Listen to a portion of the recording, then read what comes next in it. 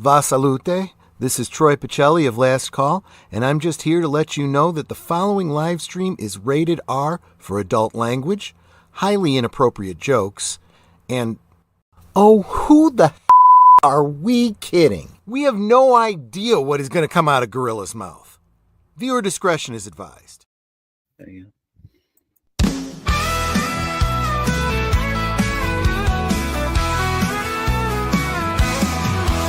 Kick back, light up, let the good vibes flow. It's Gorilla Cigar Lounge, the place to go.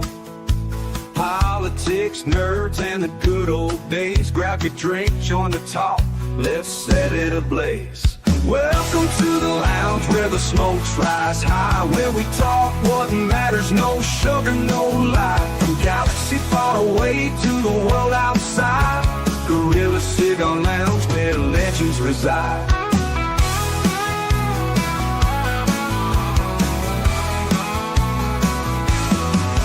Starships and memories, debates get real. We're saving the world with a mic and some seal. Laughs and wisdom, we're bringing the heat. So pull up a chair, you're in for a treat. Welcome to the lounge where the smokes rise high, where we talk what matters, no sugar, no lie. From galaxy far away to the world outside, Gorilla Cigar Lounge where legends reside.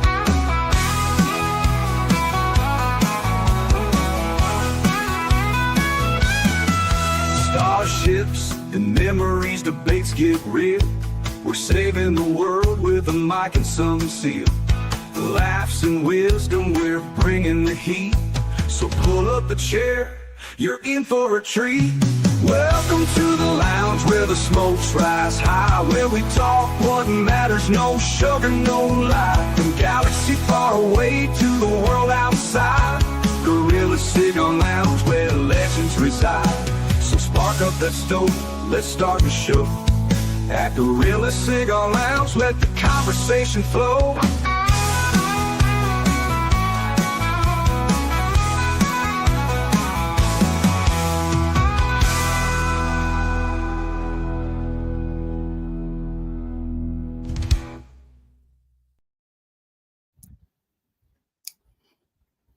And hello everyone, and welcome to the 80-Second Cigar Lounge, where tonight we are going to try something new here tonight. We are going to play Change My Mind, inspired by Steven Crowder's Change My Mind that he goes around the campuses there. What I'm going to do is we're going to do Star Trek edition.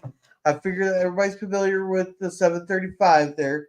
So we're going to do I'm going to make a statement there. You guys got to try to change my mind on it.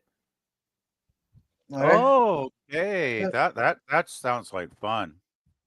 Oh yeah, it's gonna be a lot of fun. Oh yeah, you know we've had some pretty heavy, serious streams over the last couple of months. It's a nice change of pace to have a fun, happy one, right, guys? Yeah. At least I think so. The only political talk I'm allowed tonight is this one statement. I am officially endorsing Aaron Spencer for sheriff of Lonoke County, Arkansas. Okay. Lonoke County, Arkansas. Okay. You got the Gorilla endorsement right there. Means the Gorilla endorsement means nothing to me, but if Gorilla's going for it, I'll go along. Hey, well, I already endorsed Pierre Poilievre in Canada. Well, Gorilla usually has pretty good political common sense, so I trust him. He does. I can send you the video. I think I sent you the video earlier of why I'm endorsing him. I might have, but I worked my 9-hour shift today, so I haven't watched much since. I think I know you sent it to me, Gorilla, and I haven't had a chance to view it yet, but I will. But I believe you. Yeah. Yeah. Let's just say, one more piece of shit off the streets. Uh-oh. Wow. Yeah. The system failed him, so he's running to change the system. Yeah. All right. So we got a Phantom Boomer here going whoop, weep, weep, what? Guys, change this up on me. No longer my tornado alarm. What? What the hell? I think he's going whoop, weep, weep. Yeah. No. That sounds like the red alert on the Enterprise if the computer went crazy. Oh no, it sounds is like the crazy. fucking computer system on the Orville after fucking what's that Machlin's name? Boris there got a hold of that fucking porn. Uh, It affected the Uh-oh. computer. what does Lemon say? And welcome, Scurvy, on the discussion of Star Trek in our community. Well, that's very rare, but okay. And let's see, the Federation was communist. Changed my mind. We might get to that one later. Yeah, we might do that. Star Trek needs lightsabers and finger lighting. Oh, that's Yeah, Star Wars. I endorse that. Actually, Lemma, there's another franchise that has more than enough for that. We don't need it in Star Trek, with all due respect. Yeah. Whatever. Would you want Star Trek in Star Wars stuff? Like, would you want Vulcans in Star Wars? Would you want people beaming up and No. I like the crossover they did where Darth Vader invaded Star Trek space. I want that. I've not seen that. I've seen it. And welcome, Resolute Germ. Welcome. Feeling up to it, come join us. This is gonna be a lot of fun tonight. Oh, you skipped my line there where I said to Germ, "Hey, Germ, just 2 more." 2 more what? He knows what I'm talking. He knows what I'm talking about. Oh, I know what he's talking about too. Mm-hmm. You know, it's starting to look that way, isn't it, Mikey? So close, but could be so elusive. All right, so five is a lot of chances. I'll put it that way. I've seen it done before. You know, I actually looked at the statistic that the announcers were given after the game. And they actually had the statistic amongst them. They figured out when a team goes up by 2 in the first 2 games, the opposing team has a 11% chance of coming back. Yeah. That's not overly optimistic, I would say. But that's in all 4 major sports they're quoting from, you know. So. No, I think they were quoting baseball because these were baseball guys. They even had Alex. Even had Alex Rodriguez on the panel. So sure. Anyway. Go ahead, Gorilla. All right. For our first one here, my statement here is going to be the Federation started the Dominion war there. And the Dominion was just defending themselves. You got to change my mind on that. Well, I will defer to the bigger geek in the room, which is PvP. So actually, let him go first. I hate to admit it, but I haven't seen some of the later parts of Deep Space Nine. You know, because 7 years is a lot of episodes, right? And I think I missed some. I think I missed quite a bit because that was towards the end of the show, right? The Dominion War stuff. Was it not? It started at the beginning of season 5. Okay. Well, you know, I'm good with like probably the first 4 or 5 seasons, and then it does get kind of spotty after that. I really need to go through the whole series again. Is what I need to do because fuck! Do I need to do a fucking Deep Space Nine watch party again? Yes. Changed my mind. Resolute says true, huh? Okay. I don't know. I mean, I don't have enough knowledge. I'll go send it back to Mikey because I can't give a good answer really on that. Go ahead and read this first, Gorilla. Boomer says some counties in California have designed their ballot envelope so that you can see if you voted no on Prop 50, the districting boondoggle. I'm happy to report that San Diego did not do that. Boondoggle. Yeah. Uh-huh. Yeah. Boondoggle. Well, you gotta raise some hell on that. Gotta start raising some hell. Well, the founder lady started before they barely had contact that she felt changelings should control all solids. Yeah, but the Federation just kept invading their space even after they established contact. It was known that it was Dominion territory. They kept trading with members of the Dominion even after there was an embargo in place. The Federation's arrogance, thinking that they could go wherever the fuck they want, is what led to the Dominion War. So that they even blocked a wormhole, even though the Cardassians, on their own free spirit, they're were considered part of the Dominion, and the Federation said, "Fuck no, you're not allowed in the Alpha Quadrant," even though Cardassia was a sovereign empire. Yeah, but And they didn't were not in Cardassia? the wormhole. The I'm wormhole sorry, was go not ahead. in Federation space either. So therefore, the Federation had no say on whether who could or could not go through the wormhole. Okay, Well, well, would not the wormhole at the end by the Deep Space Nine station, that would be considered Bajoran space, would it? Yes, and they Bro? were not members of the Federation. They right. no, yeah, that's exactly right. That's why I just wanted to bring up that point. So Yeah, you've got a well, valid point there, I think.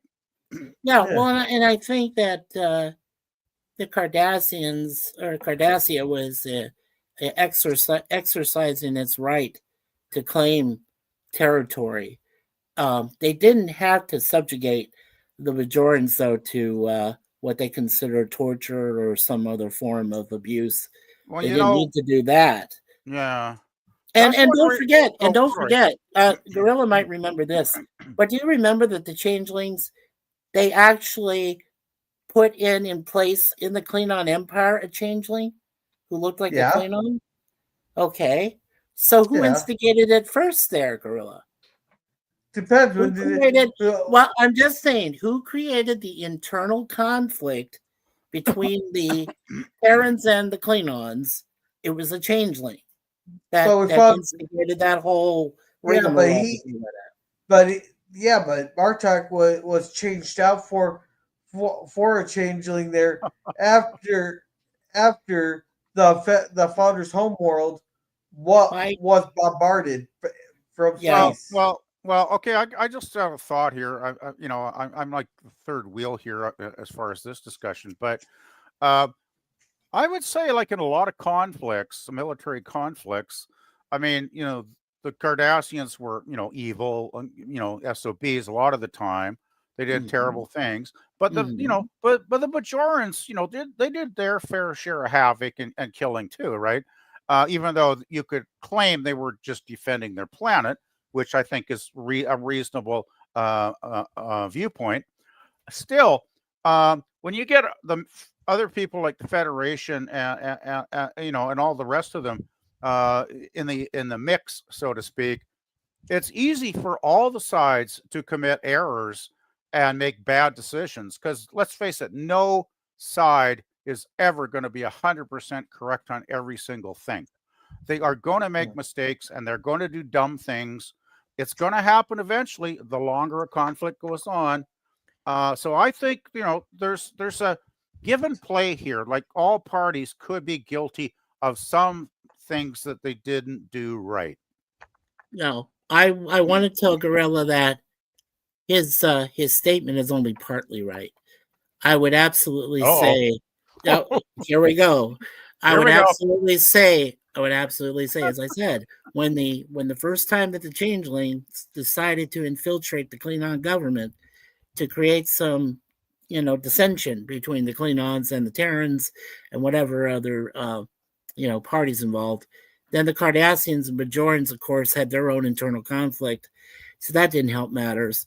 And then you asked, the Cardassians, when they realized that the Federation was going to back the Bajorans pretty much 100%, right, Gorilla? So you're asking the Cardassians to choose a side. And unfortunately, they chose the wrong side because the Dominion already had it in place that they wanted to take over that section of the galaxy. And why not start at the wormhole? And don't forget, at the beginning, Cisco was called the emissary. Why not embarrass the emissary? And maybe why not even kill him by instigating chaos? So I would say, Gorilla, you're partly right, but not fully. It's the responsibility of every race. The Cardassians chose their side. The Federation chose their side. The Dominion decided, okay, here's some dissension. Here's some chaos. Let's get in the middle of it. And if we can get the Cardassians' help, we can take over the solids. That was their plan from the beginning. They knew what they were doing. So that's my answer to that. Yeah. Let's see. Look the button. It says a roundabout going into a new quadrant doesn't justify a full scale invasion. of the Alpha Quadrant. It was just an excuse aggressors always have. Yeah, but here's the thing: it wasn't just a roundabout; it's continuous ships. They sent all kinds of exploration ships into there. They even sent the Defiant, the Federation's first warship that they classified as an escort ship. But that was their. They kept sending ships. They kept going around the embargo. They issued an embargo on the Federation, and they do not want trade with them. But then they Yeah. go around and buy using Ferengi ships. Yeah, but I mean, Gorilla, but we all know that the Federation aren't just about exploration. I mean, if you've bothered to watch, and I know we all have, they're more than just explorers, okay? They're people that like to acquire territory, just like anybody. The just Federation? Like any race. Right, Federation. The Federation? So, yeah, the they Federation. acquire territory. They don't acquire territory like the Klingons but do. they acquire, but they try to, okay, the way that I understand about the Federation is they try to acquire territory through peaceable means for trade. Okay, that wormhole can open up to the Delta Quadrant, the Gamma Quadrant, the Beta Quadrant. It's a free trade route. I think it should remain that way, but it didn't turn out that way. So that's a good point about the trade thing, but the Federation is more than just about trade. They do, I think, acquire new worlds through peaceful negotiations. Basically, they invite your planet to join the big Federation and be one of the Starfleet to defend one of the universe. Be big, happy, joy. One big happy family in the space. I mean, it's like that's Roddenberry's idealism showing there. Sure. But it's not just about the trade. It's about cultural exchange. It's about exchange of knowledge, information, learning about other worlds and cultures. And also let's face it. A lot of times, especially in the original series, I think they were kind of like galactic policemen in a way, were they not? Like they were like keeping the peace. Would you consider the Federation sort of like those blue helmets that we have throughout the world for NATO? Maybe at one time, but not anymore. Right now. Right, sure. Gorilla, you want to finish your chat, and then what's your next one? Sorry. What's the next one for you? Yeah, what's the next Picardi's challenge? in the Dominion, but how is it a declaration of war there? They were none of the Dominion ships were going through Federation space. The Cardassian was their own sovereign empire or union or whatever you want to call it there. How's that a declaration of war? They're just trying to get that's no different than like China and Russia trading. It's to benefit themselves. And then don't forget that Cardassia at one time, according to Gul Dukat, was a planet of culture, was a planet of peace, and they really had no reason to attack people at one time or to defend themselves. But then they turned to militaristic. The Cardassians? Well, the reason that they became militaristic and they started having to expand is because what the lack of resources. Right. They're on the Cardassian planets. And LDG, get up here. We're playing Change My Mind tonight. Yeah, get up here, LDG. So it's kind of like they're similar to the Klingons in the sense that they need to keep expanding to gain resources. Because they're in a resource-starved area where the Federation was in a resource-rich area. He's going to make statements, LDG, based on Star Trek themed events, and you need to change his mind on whether or not he's full of it or he's actually speaking some truth. Yeah, I would say you need to have a pretty solid knowledge of Star Trek or else to understand, right? To understand what he's even fucking talking about. So exactly. Well, I figured everybody here will have seen the DS9 episode and know the Dominion War. Yeah, I have not started anything yet, Boober. I've repeatedly heard about Dominion War. I just never got around to watching some of the last couple seasons episodes. Yeah. So if you want to, Gorilla, catch up real quick, or otherwise we can go on to the next question. Yeah. The Dominion always wanted to conquer everyone. She even stated, "We'll bring order to the Alpha Quadrant," and that was before any incursions when Odo went to visit them. Yeah, Good but point, there, Lemon. we've said Good point. that about the world. United Kingdom said that about the world there. China said that about the world. Russia said that about the world. The Soviet Union did there. So that could be 1,000 years down the road. Sure. Doesn't mean in the immediate. Right. And what did Resolution say about Yeah, the Federation acquired territory like NATO does. Oh, hang a carrot off the barrel of a gun. All right, gotcha. Hell yeah. Nations beg to join NATO that are acquired by you. Yeah. We come in peace, but if you don't agree with us, we'll hit you with the phasers. Yeah. That's a joke. Lemon's even arguing, saying that they begged to join NATO, but they were acquired by NATO. Now, what's the topic? Oh, God. We just answered that. Changed my mind on what? Yeah, I think we did. Then Scooby's answering it for him. It looks like a big. Oh, what we got here is some high quality, generic dollar store Dr. Topper. Dr. Popper? No, Dr. Topper. He said Topper. Oh, I see what they did. Uh-huh. Yeah, they evaded the copyright thing with the change in the name. Yeah. Okay. Let's see. Bajor was in fact a Federation territory by inviting a larger power into the Federation dominating area that started conflict. Yeah, but can you really say? So basically, Bajor is like the Sweden of fucking NATO. There, they were part of NATO. Is that what you're saying? They're the Sweden of NATO, or the Switzerland of NATO. Not, yeah, I know he had his little mistype, but it is Bajor, not Vajor. Just saying. I know he's been having all kinds of spelling mistakes there. It's okay.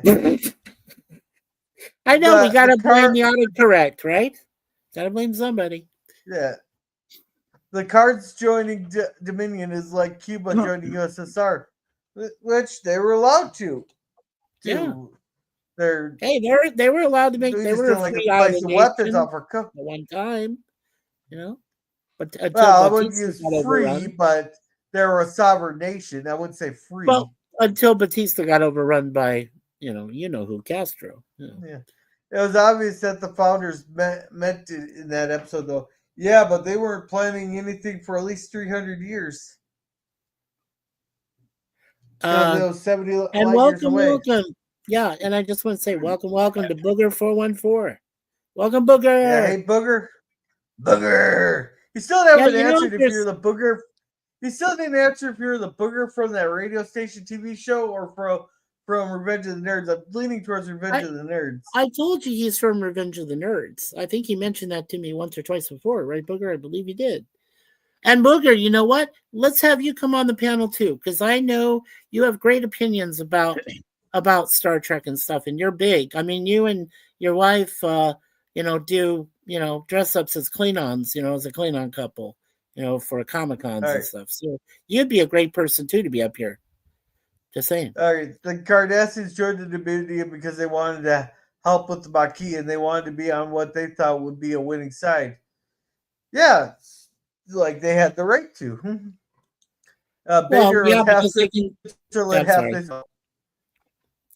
Yeah, I'm thinking the Dominion is more like the EU. The European Union, yeah. So, yeah, only more violent. I could see that, actually. I could see that. I could totally see that myself. Yeah, it's scary to think about it. And Gerb said, I can't tell you, but I'm on a buttload of pain pills. All right, well, that's understandable. All right, Germ. You want to share some? Well, actually keep typing there, Germ. That could be entertaining. Yeah. And Booger says, Revenge of the Words. I would, but I'm at work. All right. I just wish the pills were working. Oh, sorry to hear. The EU sucks. You are not going to change my mind. I would try to change your mind for a super chat. Boomer. There we go. All right, Gorilla. So what's your next call? What's your next question for us? Yeah, let's get some pressure. my next statement. Are you guys familiar with Tuvix? Yes, Not overly. Yes. Okay. I am from Voyager. Yes. Mhm. I knew that he was basically Okay. murdered by Janeway, but Okay, well, we're gonna have a fun one with this one. we're gonna have a fun one on Janeway's- this one. Go ahead. What's your opinion, Gorilla? Yeah. Okay. Janeway did nothing wrong. There, she needed Tuvok and Neelix. She didn't need Tuvix trying to take over every single job on the ship. Okay. Changed my mind. Okay. Let me start then. yeah, go All ahead. right. So Janeway needed Tuvix or Neelix and Tuvok. I get that. Now, here's the unique thing. Due to that transporter accident, you had them meld together into one being. You had the wisdom of Tuvok and you had the culinary skills of Neelix. Oh, Why God. couldn't you let Tuvix live? Okay. First of all, You what get culinary you get the skill- bust of Well, come on. Come on. okay, but first of You all, said me what wrong. culinary skills? Everybody bitched about Neelix's cooking. Yeah, It come was on. But just they were joking some of the time. Come on now. All No, I'm but- saying is that but don't forget, Neelix also had diplomacy skills, right? So you had Yeah. Tuvok with the wisdom, you had Neelix with the diplomacy. He actually helped a few worlds get used to Voyager and the Federation when they came to visit. Hey, they saved for a whole year they saved that part of the galaxy from the Krenim. They saved it from the Borg. They saved the Ocampa from the Kazon, and the other warring factions. They saved the Federation and the Alpha Quadrant from species 8472, even though it was at the expense, that they had to, make sides with the devil and the Borg in this case to eliminate them. I mean, I had no problems with Tuvix. In fact, I was astounded. You had, like I said, you had two very qualified personnel. You combined them into one, and it's a brand new life form. Yes, I Yeah, got but- it. Janeway did kill Tuvix. So I- yes, Janeway did do wrong in that Okay, I instance. just want to throw All right, another can I thought in rebut here. on that for real quick?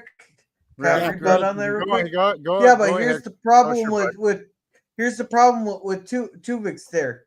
There he was worse than an ADHD kid, a unmedicated ADHD kid. The kid there. Why would you use that yes, he had. terminology? Yeah. Can I finish? Yes. Can I finish? All right. Yes. So what it was is once they Tuvix and Neelix combined and all that there you lost pretty much your diplomat, you lost your cook, and you lost your tactical officer because he kept wanting to bounce around, try to do jobs, kept doing this. He kept bouncing around the damn ship instead of focusing on the job that he was originally signed for. So instead of like when you need a tactical officer, if he got bored halfway through, all of a sudden he'd go and start cooking something there. He kept bouncing around. He couldn't stay focused. Well, that was And what I that- was going to. Oh, are you done? I don't want to interrupt. Yeah, I'm done. Okay, I was just going to say that was my thought, Gorilla. Before you went into that, it was like, you've got the two of them combined. It's like, okay, what if Neelix is in the middle of cooking supper? He's got shit boiling over on the stove. He's got a turkey in the oven that's going to burn to a crisp in 5 minutes, and then all of a sudden, oh, red alert! Red alert! We need the Vulcan to the bridge. Vulcan to the bridge. It's like, what happens to supper? I like what Resolute Germ said. I when mean, you what get happens through to your supper? chapter, Gorilla. Supper's cooked. Well, supper's beyond cooked, right? It's really cooked, if you know what I saying here. Like it's not logical to have them combined because they're such different, disparate characters. But another thing that comes to mind that I really question. We all know that the transporters have the buffer, the memories in the buffer, right? They have everybody's memory buffer locked in there Interesting. somewhere, right? So why couldn't they just go to the transporter and recreate Neelix and recreate Tuvok, and then recreate Tuvok's the third one, and bring them all to life. So what you're saying is they should have done something similar to what Michael Keaton did in that movie Multiplicity, and create multiple Michael Keatons. I'm just saying, I've heard over the years about how the pattern buffer it locks somebody's molecular structure or whatever into the system. DNA, all of that stuff. Yes, everything. You're the whole 9 yards of everything. Oh yeah, that you are. yeah. The whole bunch. So why couldn't they bring all three of them back? There were only Tuvix was just two people. So what you're saying is you could take Tuvok, create him again, then you could take Neelix, create him again, and then recreate Tuvix. If you wanted to, right? Sure. Okay. No, but I'm saying, why not let them all live? Yeah, I know. That's why I said she murdered Tuvix. But I'm used to Janeway making bad decisions. Yeah. And hey there, Sci-Fi Nation. Let's catch up. Let's see what the chat has to say about this. Yeah, catch up on the chat. The Cardassians blow, except for Garrick. Well, depends on what they blow. Cool. Yeah. For years, I've role-played a Klingon. I refer to the Cardassian Protectorate. Protectorate. All right. Yeah. I agree with Grill that this one, Janeway did nothing wrong there. Thank you, Scurvy.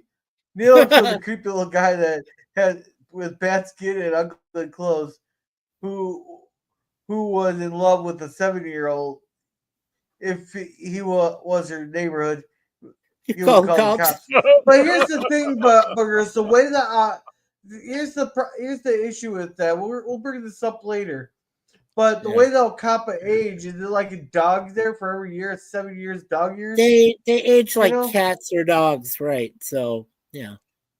Yeah. So when Kes said she was be 21, so no.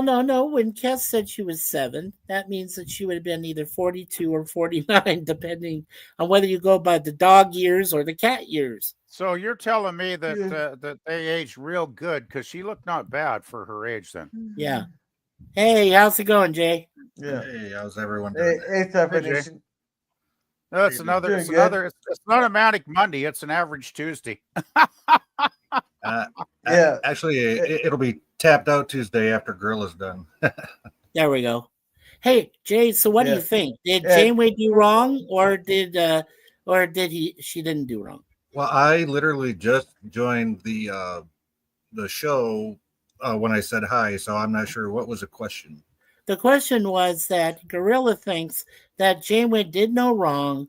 There's this hashtag that goes around that said Janeway did wrong in murdering Tuvix, or she did no wrong when she brought Tuvok and Neelix back from Tuvix, but killing the Tuvix creation. Okay, personally, I think that right there is a conundrum that is not specifically addressed by the Prime Directive. The mission of Starfleet literally is to seek out new life, right? Well, there it sits in front of you, new life. So now ethically and morally, did she make the right or wrong choice? I guess that would have to depend on one's own personal beliefs, right? Now, granted, Tuvix was created out of an accident, I think. Yeah, he was. Transporter accident. Yeah. Right. So this new entity was created because of that. Now, see, it's to me, it's not a question of Starfleet regulations or necessarily the Prime Directive, although the Prime Directive could be involved because it is technically a new life form. Yes. So, yeah, I'm guessing that's more of a ethical and moral question for people. I mean, I was at the end of the show, I was sad to see him go. I really was. I thought he was better than the two characters put together, personally. But yeah, but I mean, but Gorilla does make a good point that he was pulled in different directions because he had the skills of Tuvok, but he also had the skills of Neelix. Was the problem was his skills of the two of them were so different in the one guy. Right. There's no way it ever really would have worked in the long run, right? Well, considering how long they were in the, Delta Quadrant for all those years. No, but think if Well- the Vulcan had to be on the bridge because they were fighting, the Borg or something, and they were battling for days and days and days, and everybody be going, "Where's our supper? Where's our supper? We're starving down here." I do Yeah. like Yeah. I do like Resolute Sherm's idea, though. It would have been if it was possible within the realm of Voyager being able to pull it off again. I agree with him in that. I do. Once again, amazingly, I agree with Germ 100%. They should have brought all three of them back. I would have done that. Yeah. Sure. So let's catch up on chats because I want to say hi to Jim. Welcome, Jim's Yay. Landscaping LLC.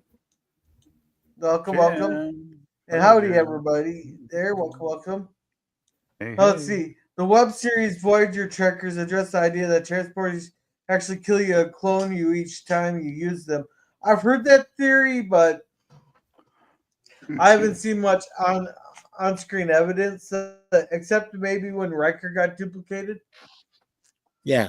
Well, I mean, technically, I guess if you're transported, you're technically reborn every time you're transported, right? Yeah. Because basically every part of your body is scrambled into atoms or whatever, and then you're reassembled. So that must be like being reborn, right? Kinda, in a physical sense, at least. Yeah. Let's see. Janeway made a bad decision joining Starfleet. How was that a bad decision? No. There Because she got to annoy the hell out of me for 7 seasons on Voyager. They couldn't have avoided all of them. No, the character for the first episode. Right Yeah. there. Besides, we need And that can't happen with Tuvix. That's true. That can't happen with Tuvix.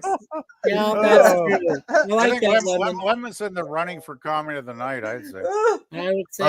Actually, it can if Tuvix was into that kinky stuff. But Oh God, God. Oh God.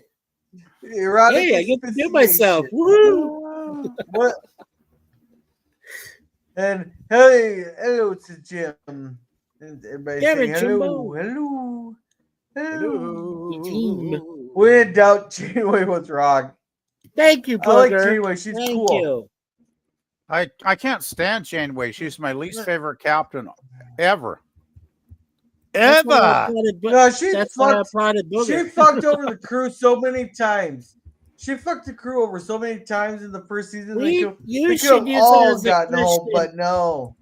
No, But she made- you should use that as a question, Gorilla. She made so many bad choices right Yeah. from the first episode, you know? Yeah. Fuck.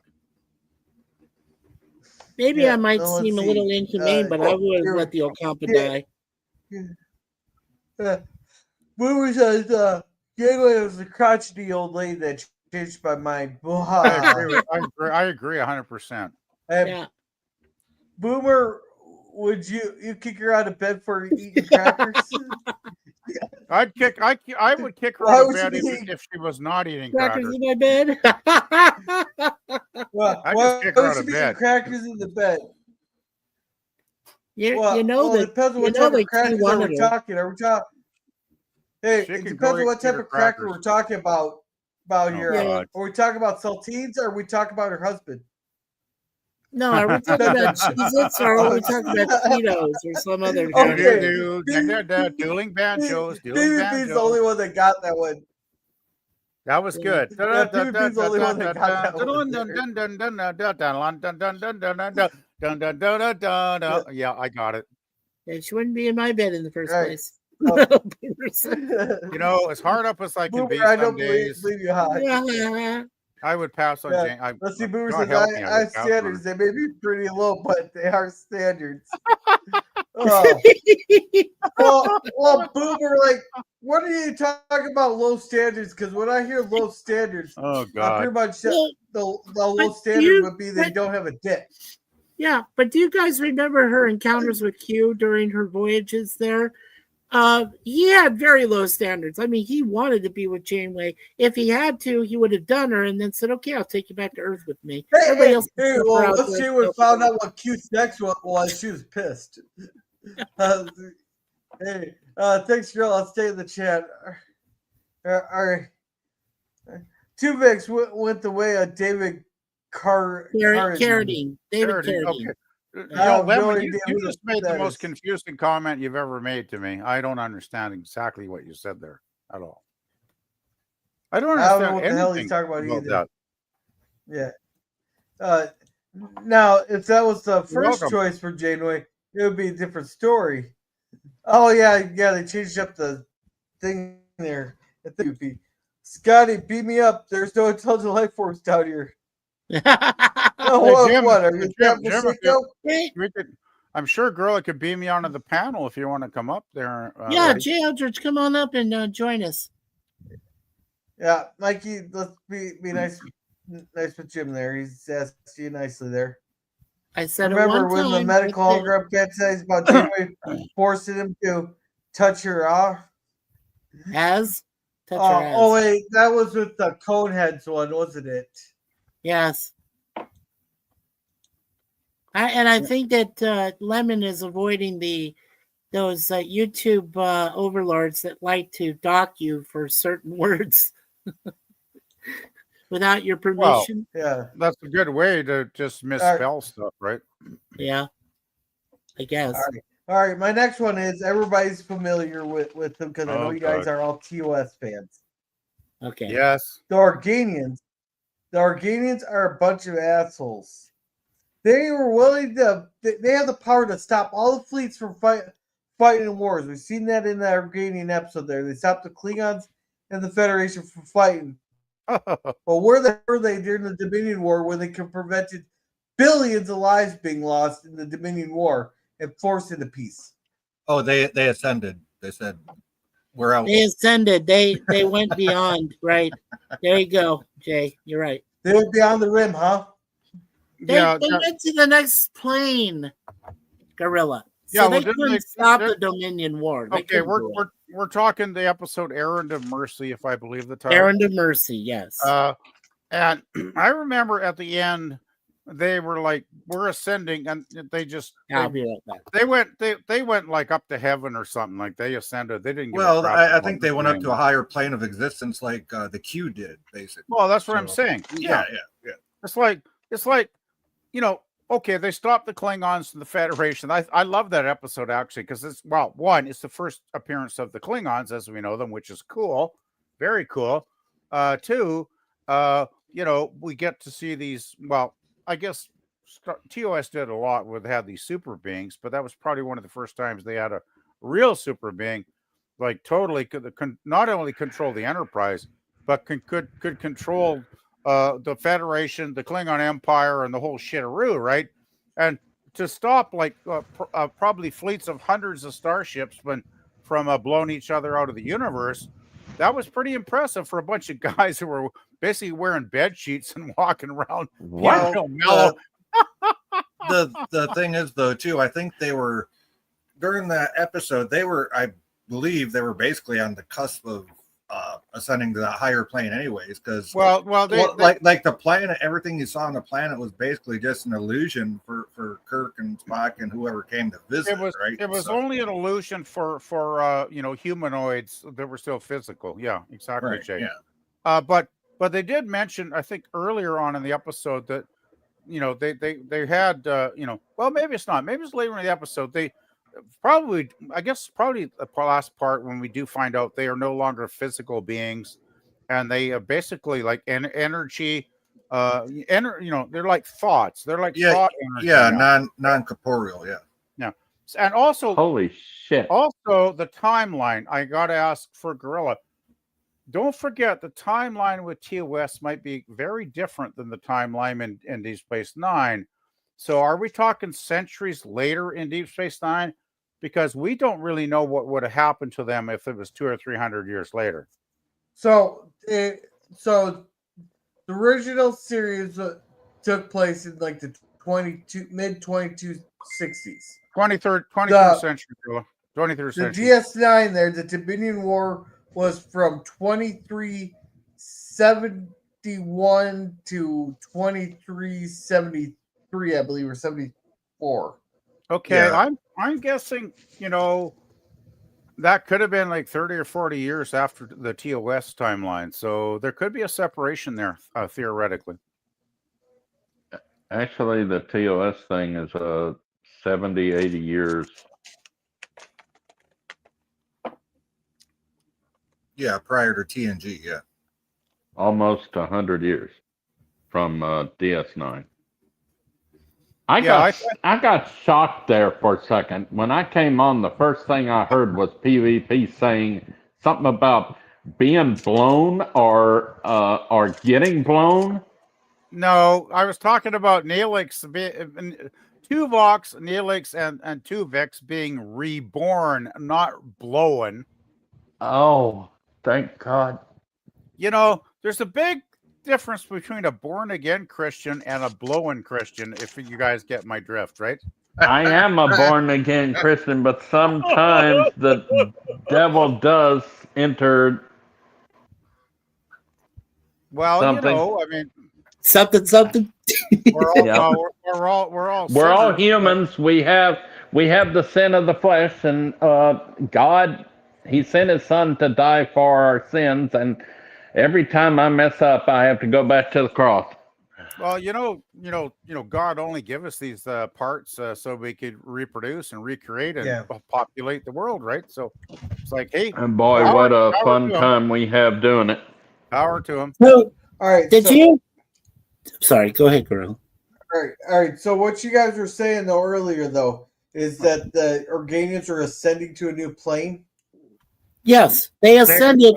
Basically, if you want to think there's a heaven involved in the Star Trek universe, that's where they ascended to, Gorilla. If there's anybody, here's my point. If there's anybody that could have stopped that Dominion War, the Q Continuum. Yeah, it would have been the Q all day long. Yeah, but Q likes fucking with the. Basically like they went into subspace or something, another dimension. Yeah, I think remember the episode. They did not want to even get involved in the conflict between the Federation and the Klingons because how long in the episode? I mean, the Klingons beamed down. They occupied the planet, and then remember those scenes where we're going to execute 100 of you every hour or whatever, and they were blasting people, even though they weren't actually doing it because they were incorporeal. But the Klingons thought they were killing the population off. And, Kirk and Spock, of course, were helpless to do anything at that point. And the Organians were like, oh, we're happy, joy. We don't care if thousands of us get blasted, but with Klingon phasers, we're all good, right? And that should have been kind of a clue that something ain't quite right here. And no one has died, Captain. When everything at the end gets like 1,500 degrees Celsius or whatever the fuck it was, nobody can hit a gun, nobody can touch a button, they can't even punch each other. Like, we didn't get Kirk to punch him in the head, because our games are like, okay, we're done, enough of you fools, you're done. Yeah, they were pure energy beings, remember that, Gorilla. And they said, they basically said, even though I caught on it right away, your war is this small. It's this small. What we can do to you to stop all war, to stop everything, you're an insect. You're that small. We detest having to do this because we do not like to interfere in the other beings' beings' lives. Affairs. But we have to. Yeah. This time we have to. Right. Sure. But here what you said though. They had the ability to stop all war, but they didn't. They chose to sit on the sidelines. They stopped the war. They stopped the Dominion War. Not the Dominion War.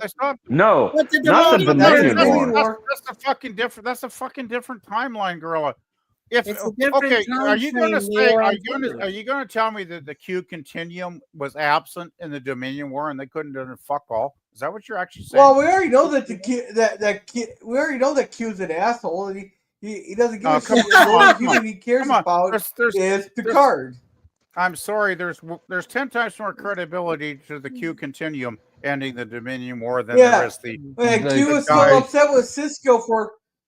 Q was still upset with Cisco for punching him in the face. I think. Well, you made some good arguments tonight, but this one's weak, man. Yeah, think Gorilla, the I think Q, we Well, should as have expected. the changed Q mine. are just observers. Mainly, Q himself Are you is kidding? like Loki. The Q are like They are not observers. observers. They are not Yes, observers. most of them are. Most of them are. The the Q that we know is like Loki. Okay, don't you remember the first introduction in Next Generation, first season 1, where They Q were testing. They were testing humans. No. Can I finish my thought, please, Brother Jay? Remember that episode where they hurled the Enterprise like thousands of light years away from where they were, and they first met the first Borg cube, and the Borg cube proceeded to slice the Enterprise up into pieces and killed, I don't know how many crew members. That was Q himself. He was tossed out of the Q continuum, remember? The Borg were doing the killing, and I think they killed a couple hundred Enterprise crew members. I know that. Yeah, I know that. But the Q are not responsible for that. Fuck, of course Q they are. himself. No, they're not, because totally remember Q said that he was thrown out of murdered. He said that he was tossed out of the Q continuum for all of his antics. So he can just go murder people? I guess. I don't know. Well, I think a lot of Enterprise crew members died in that episode because I love that 18. episode. Hey, and I remember 18 it very well. 18 people. Guys, I think we proved the argument. Let's let Gorilla go to the next one, please. Please. All right, let's catch up on the chats here. All right, they ascended like Daniel Jackson. I have no idea who Daniel Jackson is. Well, how about they ascended like "Shut up, Wesley"? Give it Trevor.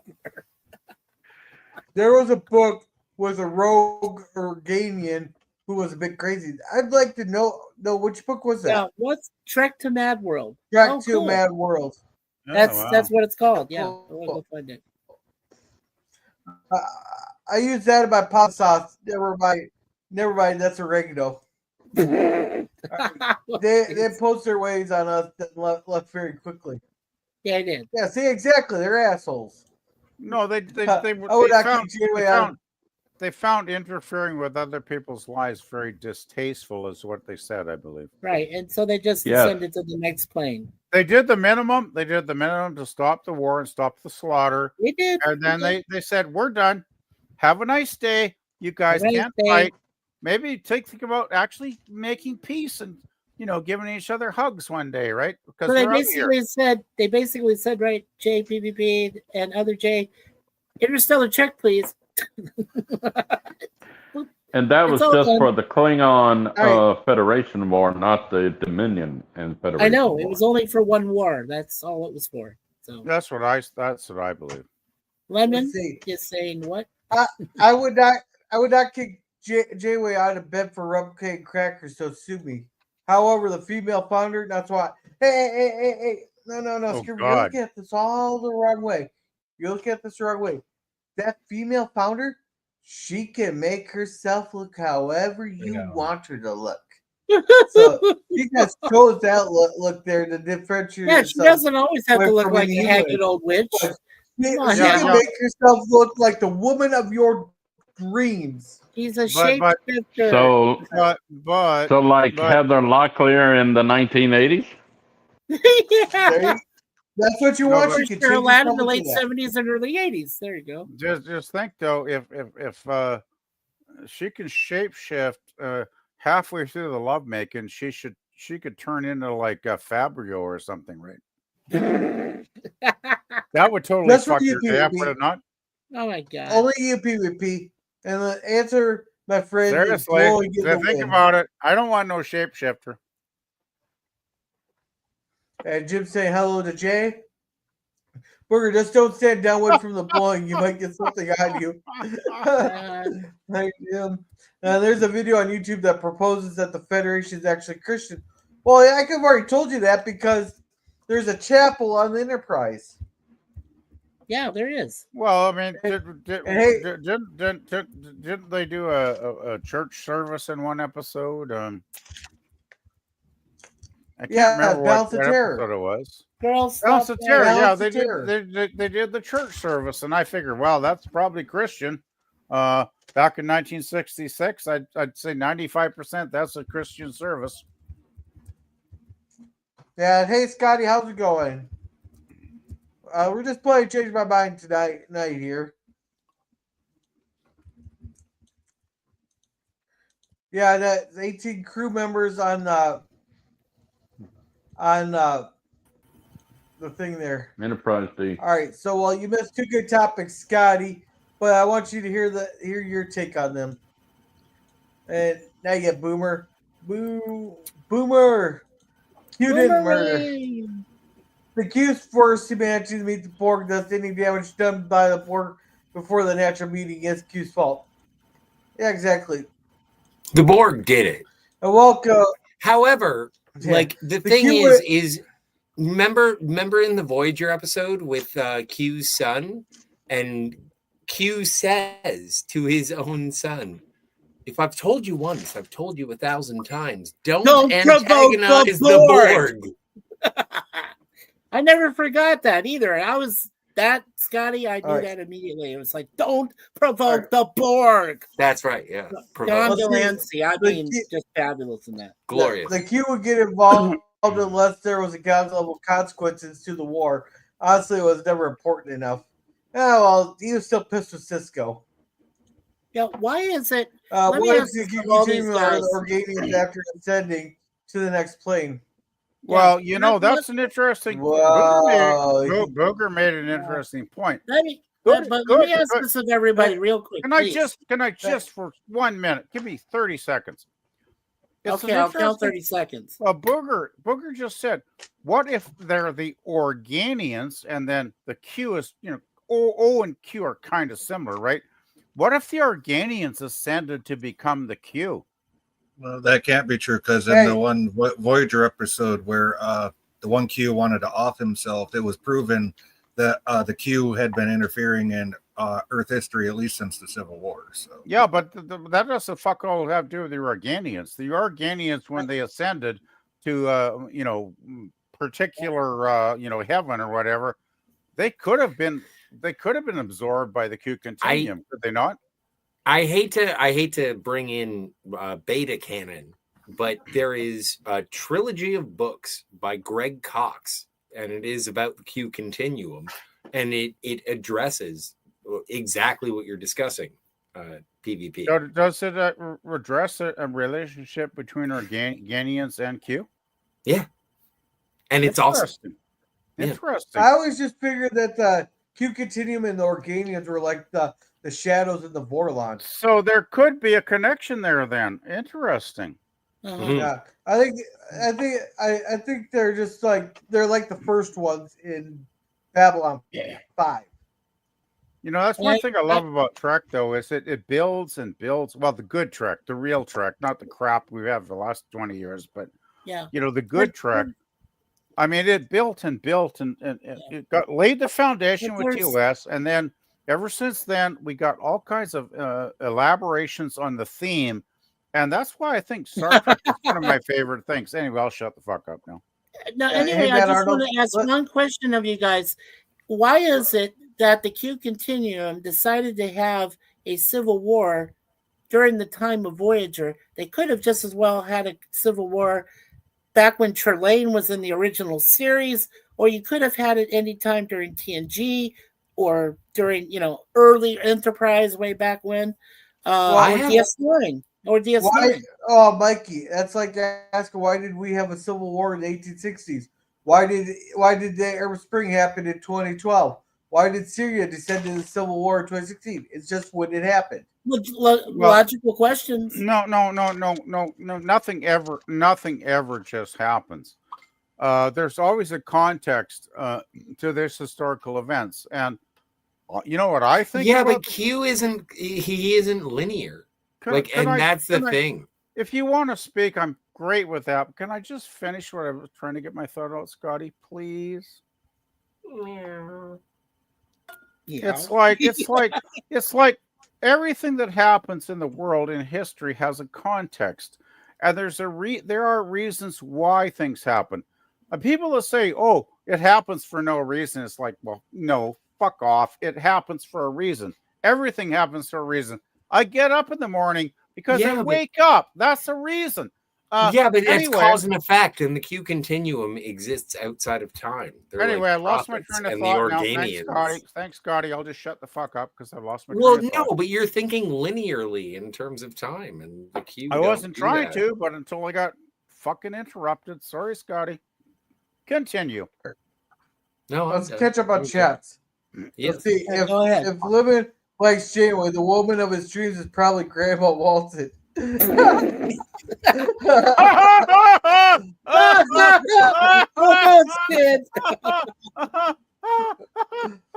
Yeah, Scurvy's gonna take her up. No, I got it. Boomer, what you saying is Scurvy's gonna take Janeway out to the Red Oak. Yes. I think only the avid Walton fans are going to get that joke. Lemon's hitting the good comments tonight. Yeah, I guess he's telling me you don't want no shapeshifter. that one was Boomer though. That was Boomer. This is Lemon. Anyway, sorry, Boomer. That was a good comment too. Yeah, Chapel the ship is likely multi-phase. More likely. Yes. Let's see, the Q were earlier Earth history was proven in Voyager episode where the one Q wanted off itself. That'd be Death Wish. Yes. Yeah. Quinn. Great role by Kirk. Great role. Yeah. Yeah. Let's see, the Federation and Starfleet are militantly atheists. Yeah, but they still got chapels and everything. They still have a chapel. Boomer the actress is 40 during Voyager. I've heard Bones say, Matt, my God. And so I don't think they're militantly atheist. And Scotty and everybody, didn't they have a chapel on DS9 that they made from the hologram? They had a chapel. Yeah. But the thing with DS9 is that the Bajorans are like crazy religious, and so it was their own space station, right? It was their own place. Well, it was the Cardassian space station. But then they took it back from them, so yeah. So. Was the Black Jesus. Right. Yeah, he was Black Jesus. Yeah. He was. All right. Well, welcome, Matt Arnold. Welcome. Hey, welcome, Matt. Ask Scotty about the Dewey Award and the Federation started and the Tuvix question.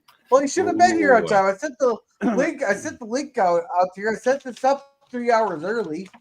Yeah, he was wondering where everybody was. It was just me and him, and he's like, "Mikey, where is everybody?" I said, "I don't know. I'm not their mother. I can't watch over them." Well, you're fired. But Mom, yeah, I'm fired. Fuck that, then. Oh no! Oh no! Let's say I remember Kate when she was much younger. Didn't like her either. No. But I liked her in The Adventures of Remo Williams Begins. I loved her in that. I like that movie. Love her in that.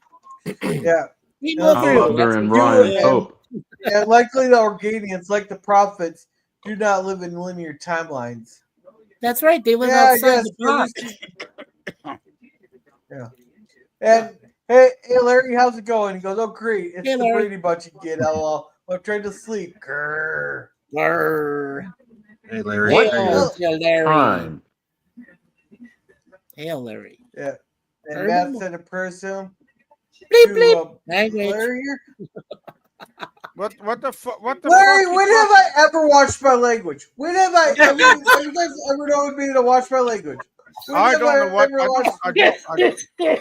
do not know what you're fucking talking about, Gorilla. I give a shit what you say.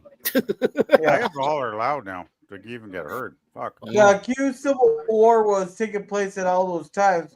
The Voyager part was just from the crew's perspective. Oh yeah, I think that makes sense. I just well, they said it. Well, no, they sorry. did mention. Didn't one of the female Q say it had been going on for centuries? So that does make sense. You're right, Gorilla. It could have been going on for centuries. Centuries.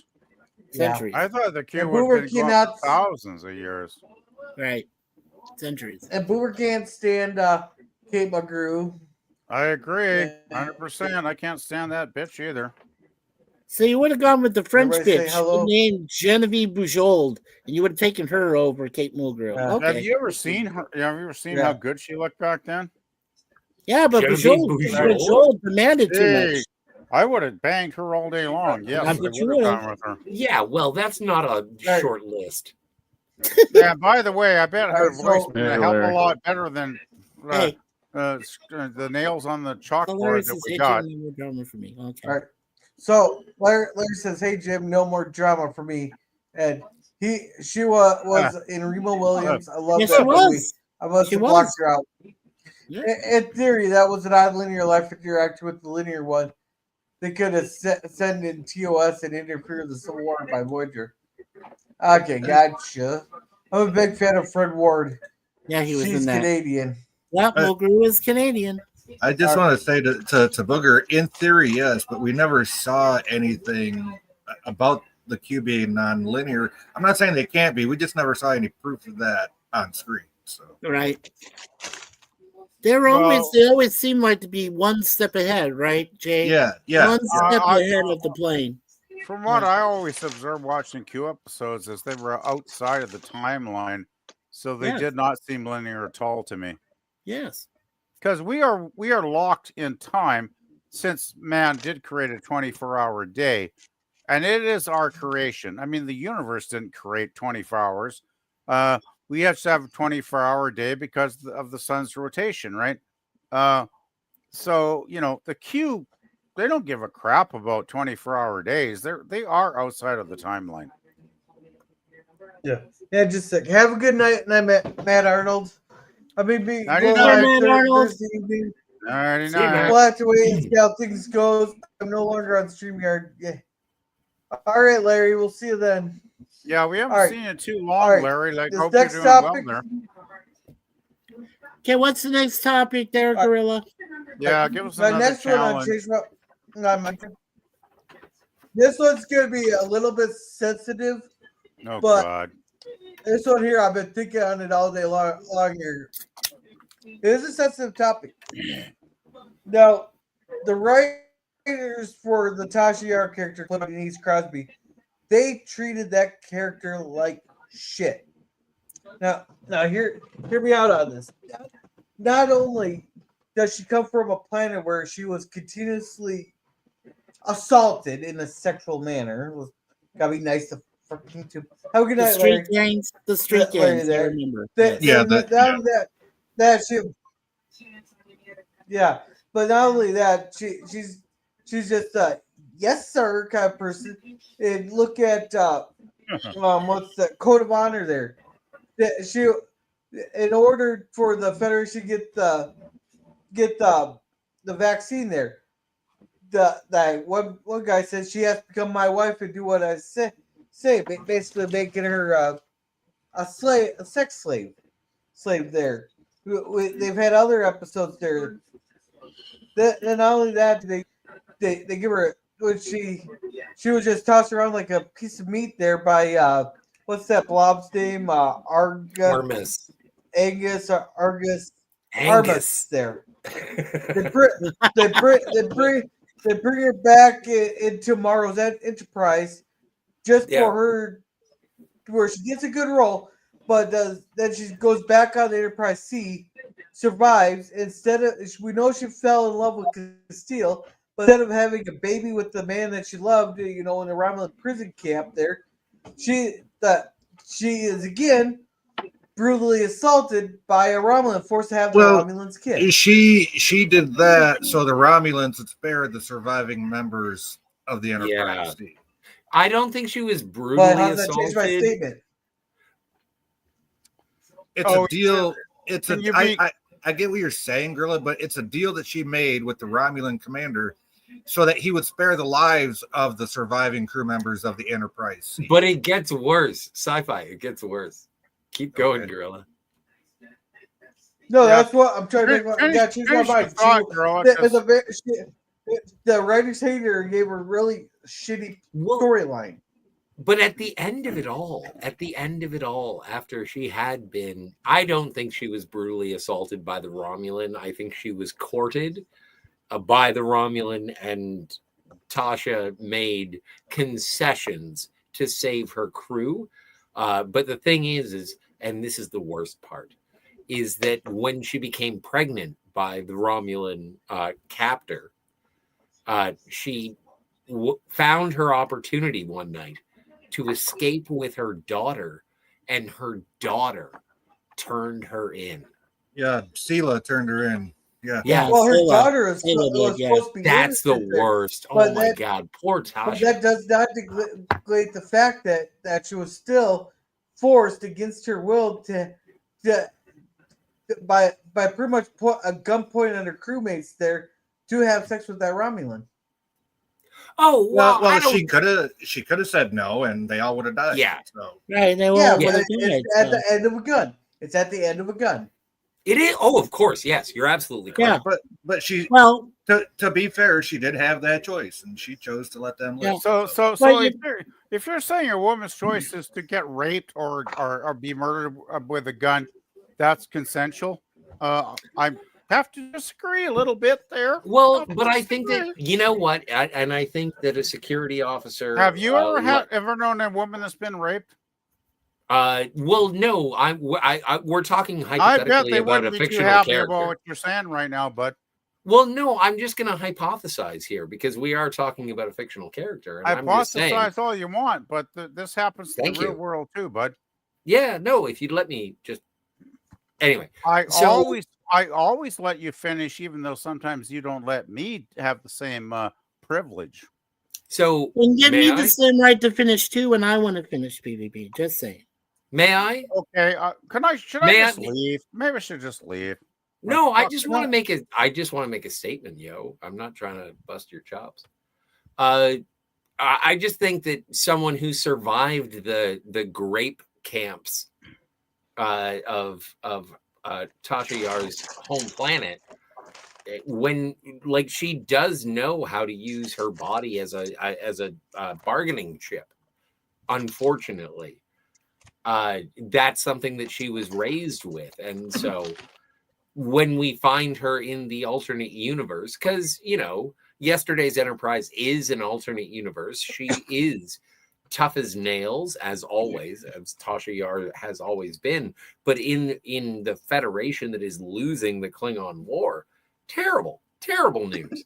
And so when she goes back with Lieutenant Castillo and is absolutely willing to fight the lost cause, and then she gets to the situation where I think that Tasha Yar, as captured by the Romulans in the past, would, and I'm sure Castillo was killed in that battle.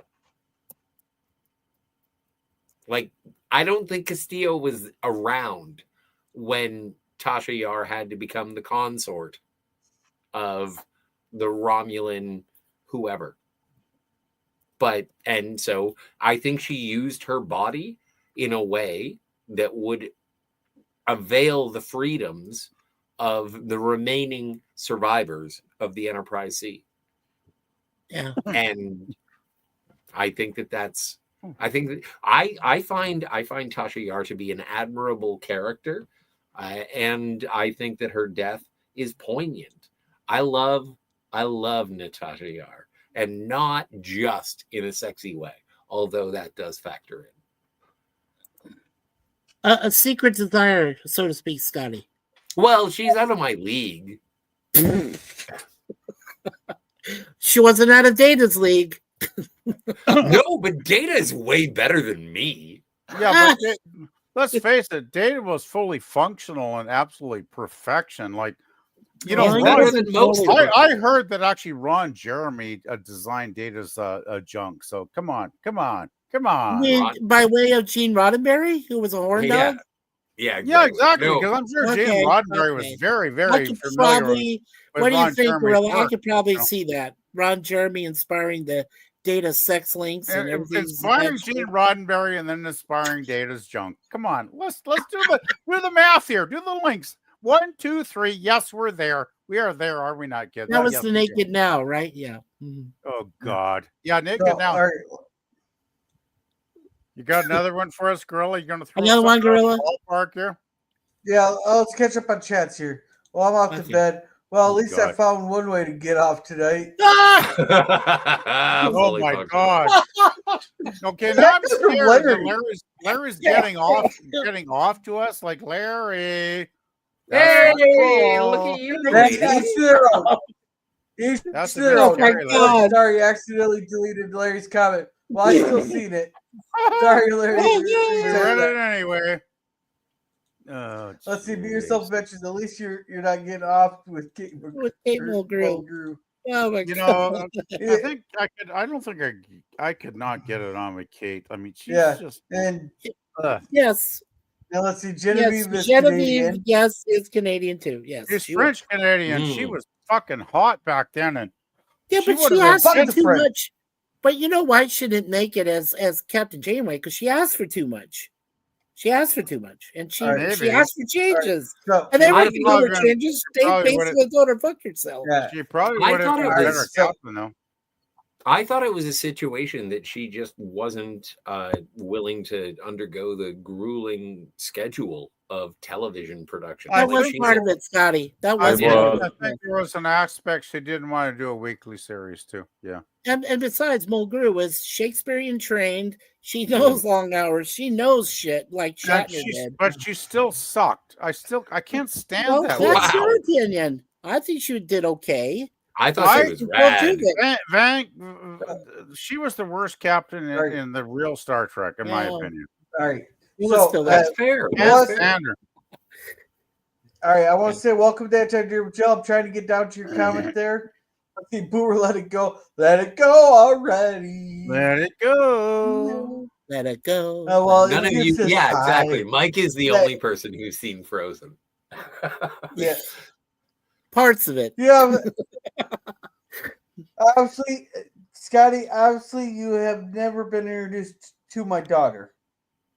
No, heavens no. You know how many times I've had to listen to Let It Go on fucking repeat? Oh no, I have nieces, dude. I have nieces, Oh, so God. yeah, no, I'm very familiar Yeah. with building Oh, snowmen. Lord. Let's see, the hatred for Kate Mulgrew is strong with Will you help me the hide the hatred for Kate Mulgrew body? is strong in this one. I will not. I will Very not good. forgive. I will not forgive very Kate Mul. All right, I will all right. not forgive Kate Mulgrew for what she did to Sam Malone. Larry may go All right, live so Thursday. Larry may go live Thursday. He said that I accidentally. Yeah, we caught that one. PvP, Yeah, we- chill, my brother.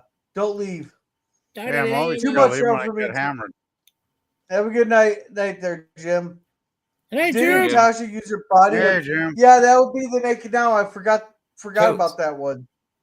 It's Yeah. Well, before that was Yeah, the Naked but Time, that was and then they alcohol, had to just read fucking it down. sex, that was the Naked Time. TOS one. Yes. Well, you know, the naked time was And then- TOS, and then the naked and- now basically and- copied it. Yeah, Right. yeah, and you know, from a person who comes from that planet, that'd be the last thing you wanted, even if you were totally drunk. And that's what that basically were in that What? episode. What, the hedgehog? No, the No, Naked no, Now. no. The planet where the virus itself originally Psi came from. 1000. Yeah. Now, let's see. Booger says I got to meet the hedgehog once. And Jill says I Yeah. can see we're hitting the hard hitting Star Trek topics, Data's Android anatomy. Hey, Jill, you should come on up. Come on up. We're doing a change Come on my up, mind Jill. here. Come Yeah, on come up, on, Jill. Jill. Don't be scared. We're not. Well, We got such a man flesh here. sausage party. Guys. We need some taco action up here. Come on, Jill. What is Well, I just thought taco we had all action? sorts of man flesh, but Oh, You that's fuck- stuff you with had a joke. taco. You That's fucking stuff know, with a Scotty. Gorilla, Scott, Gorilla, no, I'll Gorilla. I explain got a it in question. minute. Don't play in If us. everybody stop, I'll explain it to Scotty. It starts. Sure. It steps with the joke where Raquel was having her Divas and Dorks night there, and I kept trying to get her every week she'd have it. I kept trying to get her to change it to a taco and sausage party stream, and she wouldn't do it. Taco and Jill, what's sausage your- party sounds like something that the hedgehog would attend. Sonic the Hedgehog? Oh, God. Yeah, That's how Sonic I'm the gonna shoot. Hedgehog. Yeah, no, nothing but All right, so- rings. All right, let's catch up on these chats real quick. She wasn't up for weekly TV. And Jill, what's your opinion on whether we'll come back to that, but we'll come back to that at the end of the stream. I think Scooby really liked the Dominion War one. I'm hoping Jill's gonna jump up. And Kate Mulgrew But broke jump on. Sam Mellone's heart. CC. All Hey, right. Jill. Hey, All Jill. right. So our next Everybody say hi, Jill. change my mind. You know, Oh, the here we Prime go. Directive, that's more like a fucking Prime suggestion because nobody ever gets in trouble for fucking violating. And most they get is like, no. Change my mind. Okay, Gorilla, would you also add the Time Police from DS9 with That- That's the temporal time. Tribulations? That's the temporal Prime Directive. That's totally different. No, it's not. Yeah, No, it's it's kind of a not. Prime Not in the Directive. mind. Not in the minds No. of the Here Federation. we go. That is It's the not. temporal Prime Directive, not the Okay, not the Okay, Federation okay. Prime Directive.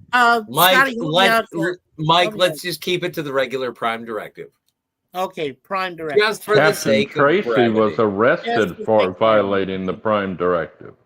True Who story. was? But story.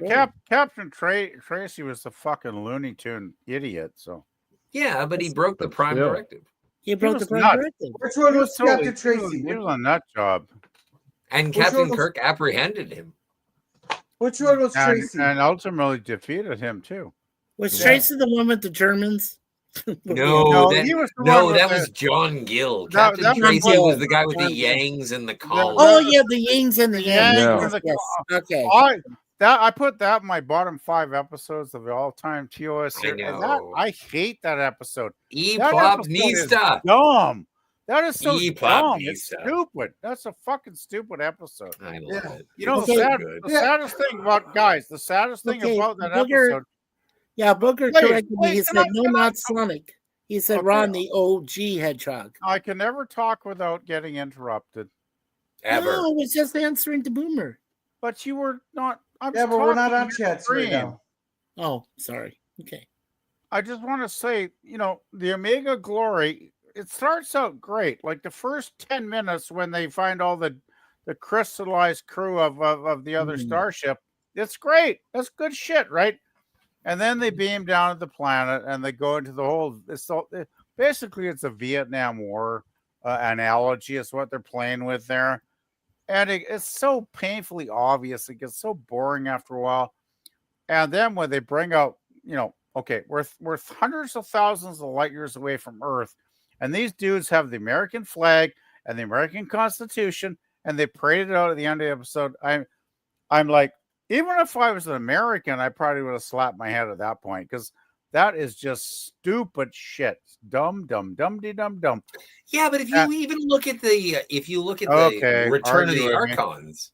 No. I'm sort of supporting. Archons is a hell of a lot better than that episode.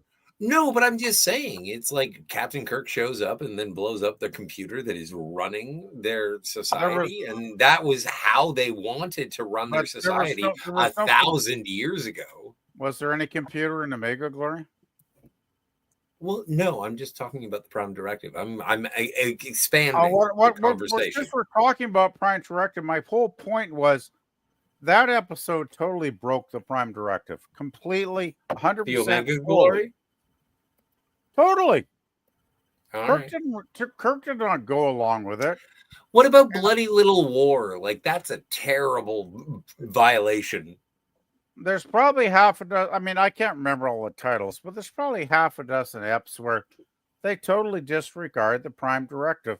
And you know what I think about the Prime Directive, guys, is it was Gene Roddenberry's ideological idea. Probably I bet Gene L. Kuhn had a lot to do with it too, because I think Gene L. Kuhn probably was the guy that really created TOS. Because Gene Kuhn was a big fan of the Prime Directive. Well, Gene L. Kuhn invented the Romulans. He invented the Klingons. Gene L. Kuhn was the main guy, really. You're talking about the Prime Directive, so where are we going with the Prime Directive? No, I'm just going to say, I think Roddenberry's idealistic nature wanted to have something like the Prime Directive. But in 1966 television, the network's executives wanted action, adventure, and fun, and sex, or whatever they could get right every episode. And I want all those things. No, but I mean, do you not think the Prime Directive was decades ahead of its time in thinking, really, in imagining something? It was ahead of its time, and that's why it became flexible. As sometimes they used it, and sometimes they didn't. And, I don't think there was really a problem with the Prime Directive as so much as there was a time with 1960s television executives that were like, okay, you can't do this.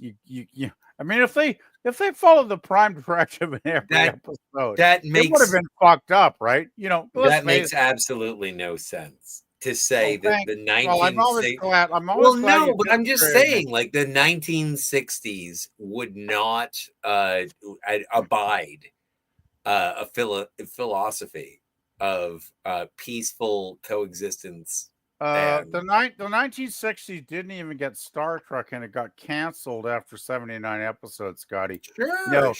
They did. But I'm just saying, like, it is peaceful. No. Part of the reason why Star Trek does live as long as it does. I'm done. Next one. Dude, I'm not trying to poop on your cabbage patch. I'm just saying the reason that it is so successful as it is because of the extension of love. The Prime Directive is an extension of love. Don't mess with these people while they're trying to grow. And the way that Captain Kirk in the original series goes against it is he's like, these people aren't growing. Spock usually says, no, these people aren't growing. Well, I just wanted to say to you, Scotty, that my opinion of the Prime Directive truly is that, as we all know, Captain Kirk was the one who broke it the most, correct? Am I correct in saying that? He's the one that broke it the most? I don't know. I don't have a scorecard. I would like to go through all the seasons of every series. And okay, now PvP, I'm asking you, please let me finish. What I was trying to say was, please. I will let you finish. I just had to disconnect because I was getting shit. StreamYard was fucking me over again. Okay. Sorry, all Mike. I was going to say, and I mentioned this to Jill in the chat. I said that to me, the Prime Directive was a suggestion collective. If you said that it applied to your situation and you felt like there was a loophole of any kind that you could break it, you would. But I don't think they ever should have put it in place as some kind of document. That's all I'm saying. They never should have done that. So you guys are basically agreeing with me that it's more like a suggestion, not. But yeah, it's a suggestion. It's not a document. Exactly. They're trying to they're trying to treat it as a holy document, but it isn't. They avoid violating it. The reason they said let's hear Jay. Go ahead, Jay. What did you go ahead? Okay, Gorilla. The reason they say that is because it's Starfleet's order, general order number 1 is the Prime Directive. Right. Therefore, it does govern what Starfleet can and cannot do while it's out on its missions. Mm-hmm. Yeah, but we're talking the entire known universe, right? You're not just talking about the Alpha Quadrant. You're talking but we're even like the Prime Directive applies to even Genesis. Like in Star Trek II, The Wrath of Khan, when they go and they're saying we have to, like, if there is even a microbe, the whole thing is off, says Carol. Sure. And Marcus, right? I remember that. I remember Yeah, and that. so that is the prime directive. There is no interference with the development of anything, whether it takes, you show up and you see, what's her name, Catwoman, and she's having a baby or whatever, and or Julie Newmar. Julie Newmar. Thank you. And so, or you show up and there's like a thing. There's a little light bulb that says ugly bags of mostly water. Like, you got to leave that alone too. Like, this is a thing. You leave life and let it develop under its own circumstances. But that is the prime remember directive. remember what happened with Worf's stepbrother? Yeah. Even Picard, he allowed a planet to die because of the prime directive. Yes. Yes, but because of Data in the episode Pen Pals, he saved a planet because Data was friends with the little girl on the planet. Right. Okay, like Picard said, the little girl figured out that there was life out there because she said, "Is anybody out there?" I'm going to You listen. sound like a Pink Floyd song. I'm going to listen to Pink Floyd later tonight. Now, thank you, Jay. Yeah, let's see what the chat has to say. What? Yeah, no, let's go to the chat. Go ahead, Guru. Okay, I'll make my comment about this shit later on. All right, make your comment, then we'll go to the chat there, PB. Okay, I was just going to say, the prime directive I think Gene Roddenberry was probably the guy that came up with this ideologically idea. He was an ideologue that wanted a perfect world, right? And we all know we're not living in one of those. And I think Gene L. Kuhn probably worked on this and realized there is no fucking way we're going to do 3 years of this show with having our buddies, our heroes being perfect every episode, because they're going to be boring and stupid, right? They're going to have to interfere with some cultures eventually. I mean, what are you going to do? The prime directive gets the Klingon Empire? Come on, no. But the thing is, it was. Well, Michael Burnham took care of that, if I recall correctly. No, but we're talking TOS right now, Scotty. Oh, I'm sorry. But we don't tend to mention disco too much, Scotty. You know what? I'm pushing buttons on. All right, let's see. I just quickly, I'll finish. I think the prime directive was a beautiful concept. I love it. I think it's great. But if you were talking about an episodic 1960s TV series, and the network suits want action, adventure, sex, violence. That's really what they're into, right? Because that is my Tinder profile: action, adventure, sex, violence. Good. I'm glad I'm not on it. Get girls in mini skirts and go-go boots too. There you go. Oh, mini skirts and go-go boots, totally. Lieutenant Uhura, whoa, baby. I know, right? I would have been. Anyway, I just want to. Can I just give me 5 seconds? I'll finish. Oh no, we're all agreeing. I think it was a concept that was great in the concept, but to work it in reality on a 60s TV show, not so easy, guys. It's going to create problems, and it did. It did. So we all agree with Gorilla on that one for sure. I just think it was a great concept, but obviously a bad idea. I think the prime directive is awesome, and I think it does offer. I think it's awesome, but I don't think it works. I think it works. I don't think. I believe in. Have we got the prime directive working on our planet right now, Scotty? Well, but no, because we don't have the prime directive. The prime directive worked, guys, in my opinion, only if it suited the person who was, in the situation. You can't take a fictional work like the prime directive and apply it to real life. It doesn't work that way. Yeah, no, it doesn't work that way, but in this fantasy land, it did. So, but you know what I'm saying? Know what? Okay, Roddenberry was a police officer for years before he started screenwriting, right? Yeah, and he had a lot of street experience, which is why a lot of his scripts are good, because he went through a lot of shit. So he knew he was a very good expert on human behavior. Okay. His best stuff was probably in the westerns he wrote before Star Trek. But I think the best thing he ever wrote was Pretty Maids All in a Row. That's my favorite Gene Roddenberry production. Okay. Right. So let's catch up on chat. Catch up on the chat there, Gorilla. Mm-hmm. Let's see. No, not Sonic. Rod, the original Hedgehog. I'm not sure who that is. Let's see. Without the original Prime Directive, we could not have had the Tempo Prime Directive. Yeah. That makes Jared sense. said the Prime Directive was the most important law of the Federation. That's why everyone's breaking it live. They didn't lie about it. They flat out admit they broke it. They admitted they broke it.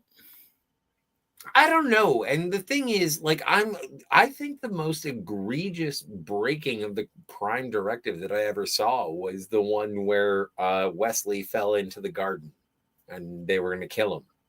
That was exactly, Scotty, thank you. That's exactly the one I wanted to mention. That is where Wesley should have died. That was in my honest opinion. I would have followed the laws and had him dead. And wouldn't. That's the thing. That's the next generation episode that really yells about the Prime Directive. But in that episode, it's like the Enterprise is there. They know about planet or otherworldly people. Duh. Like they know all of this shit, and it's just like, okay, so we can't, say your laws are stupid, which is exactly what Picard does in the end. And her laws were stupid. Yeah. Right. So Jill here says, I'm not going to say the Federation were meddling in things that weren't their business. They do, but that's their mission, to seek out new life and civilizations and all that. Starfleet was exploring the Gamma Quadrant like they always do. Of course, the Dominions and Xenophobia was a real cause of the war. Well, I made arguments earlier that even after they got told they're blatantly violating Dominion space, they're even after they told they're blatantly violent, they kept going on. And as their arrogance there, they kept violating their space. And then not only that, they were bypassing the embargo that the Dominion put on the Federation there. Then the Federation blocked their access to a Dominion member there that was negotiated by a sovereign empire. Yeah, but the founders started at first, Gorilla, by infiltrating the Klingon Empire and creating dissension and chaos. No, their planet, their home world, the founders' home world was bombed way before, was bombarded from space way before that. But not by the Federation, though. The Federation knew about it. They didn't stop them. They knew about it, but they didn't do it. So what did they do? Just kind of ignore it and said, "Okay, fuck this. We're not going to bomb people." Okay, sure. They took that as a direct act of war again. Yeah, from the Alpha. We passed that subject. Go ahead, Gorilla. Keep going. Yeah, that's a good point, Boomer. Boomer, okay. I have seen the light. No. Let's see, Jill is what I argued earlier too. Right. Let's see, right on Scurvy. Omega Glory is one of my favorites, except for when they failed to eradicate the gnomes. I have to rewatch Omega Glory. I put Omega Glory in my bottom 5. It's the only one that's worst. It's not great. Children's Show Lead is under Omega Glory, but Omega Glory is the second worst. Episode. I hate that episode. Yeah, I'll just go ahead and say mine. That was my point to Jill. Was I said the Prime Directive was a suggestion collective, Jill, and it never should have been considered an actually followed document. It was just a concept. That's it. Okay, the day I start writing documents, it's just they'll have a master's degree. Yeah, Boo says, "Okay, I'll tell Kate before bed." I love Boo. The one thing that I never got about the Yangs, even when the theory of parallel development would be the flag having the same number of stars and stripes. Booger, I can explain that one there. I think what the writers were going for was don't think about it. Yeah. I think the writers are going for turn your fucking brain off because this episode is really dumb. But wasn't that a private little war? Wasn't that a private little war? No, that's No, Omega no, no. Mega Glory. That's Yeah. Omega Glory in season 2, man. But that's also like that's It's one garbage. of the things. It's a piece of fucking cosmic shit. I'm sorry. I hate But that. that's yeah, no, but that's also one of the things. Like one of the reasons I really like Star Trek and why I've sort of grown with it is that there were ideas that were sort of presented in the episodes, and I grew up with those ideas and I chewed on them with my brain. Yeah, but when it comes to the Omega, if I can finish, so when the Omega, so when the Omega Glory happened, I was just trying to be supportive. I was talking.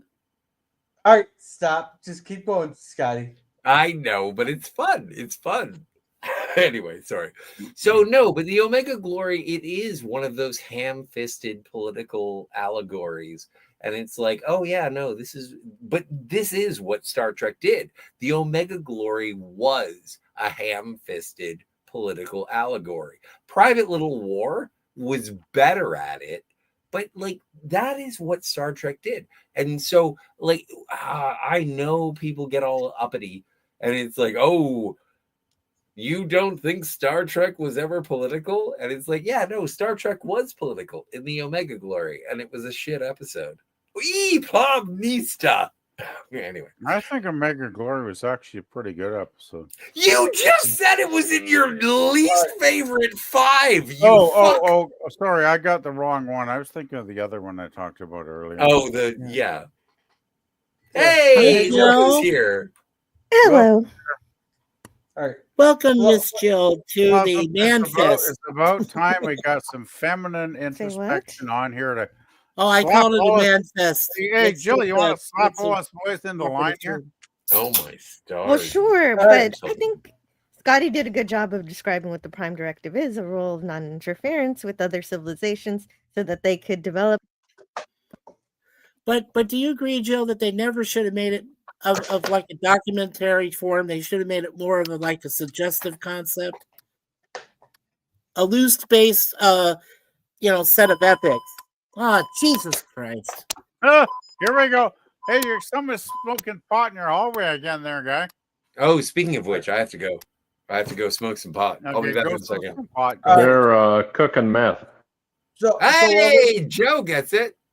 All right, so while they're gone, let's catch up on the chats here. They also discussed the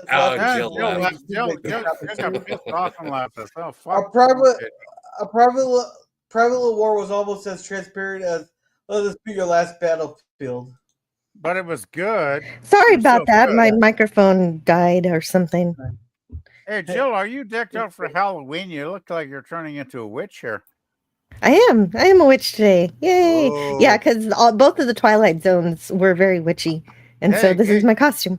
Jill, have you ever heard that song "Witchy Woman"? That's a good song. I have. Yes, I know all the Halloween. All you the should Halloween play that songs. one. That's a good tune for a witchy woman. All right. So Mikey says true bug. And hey, Kevin, sorry I didn't get to your chat sooner here. Welcome, Kevin. Hello, buddy. He usually says hi, and I didn't even notice him tonight. Let's see. Booker says, Scotty, don't worry. That poop will just fertilize the cabbage. They must have used some bad poop to fertilize the damn turkey dinner I had yesterday because it was god awful. Let's see. Time for drunks to go to bed. They have to work in the morning. Good night, I do have to work in the morning. Good night, Germ. Have a good sleep there, Germ. I know you're talking about yourself. I suspect that the many violations of the Prime Directive in the 2S era were looked at much more poorly during the TNG. TNG they treated it like it's gospel. Then they violated. Well, but there's lots of times in TOS where people think the Prime Directive is being violated, but it's not. Like in the episode where they have the self disintegration booths and they get destroyed, that's not violating them because the computer was dictating through a simulator, and so they weren't really having real war anyway. Yeah, but you're talking about civilizations that are not naturally progressing, right? Yes. Yes, it was not natural. So the whole yeah, morality about whether it's right to topple a society that functions like that is it's like what was debatable, I the one? suppose. What was the one with the festival craziness? That's the Return of the Archons. That's the very first time we hear the word Prime Directive. Was that not the first one with the Prime Directive? And Kirk That's had right. to kill the computer, right? He had to kill the computer. society. Once again, you have computers running the society, and they're not actually progressing. You've got these people in arrested development. They're not really moving on or growing. Yes. Yeah, but brilliant. That built the computer there. Even when the entire societies were going to die out from a natural disaster, they were going to let the societies die. Well, the thing is, wasn't in Archons they said the society haven't advanced for like 1,000 years or something? Spock said, like, that was really sad. Exactly. It's surprising the computer was still working at this point anyway. Well, yeah, and you know what? I do think, that's a very underrated episode. I think that I would give that one at least a 9 out of 10 or something. It's very, very good. And it's like, people that go criticize the Prime Directive, it's like, well, what was Kirk? What should have Kirk done? I mean, because the Prime Directive does say if you have a planet that is arrested in development, if you have a planet that is not functioning well, you have the option to disregard the Prime Directive and go in there and, help that planet, right? And that's exactly what he did in those episodes. All right. Just my opinion. Jill, want to read your own?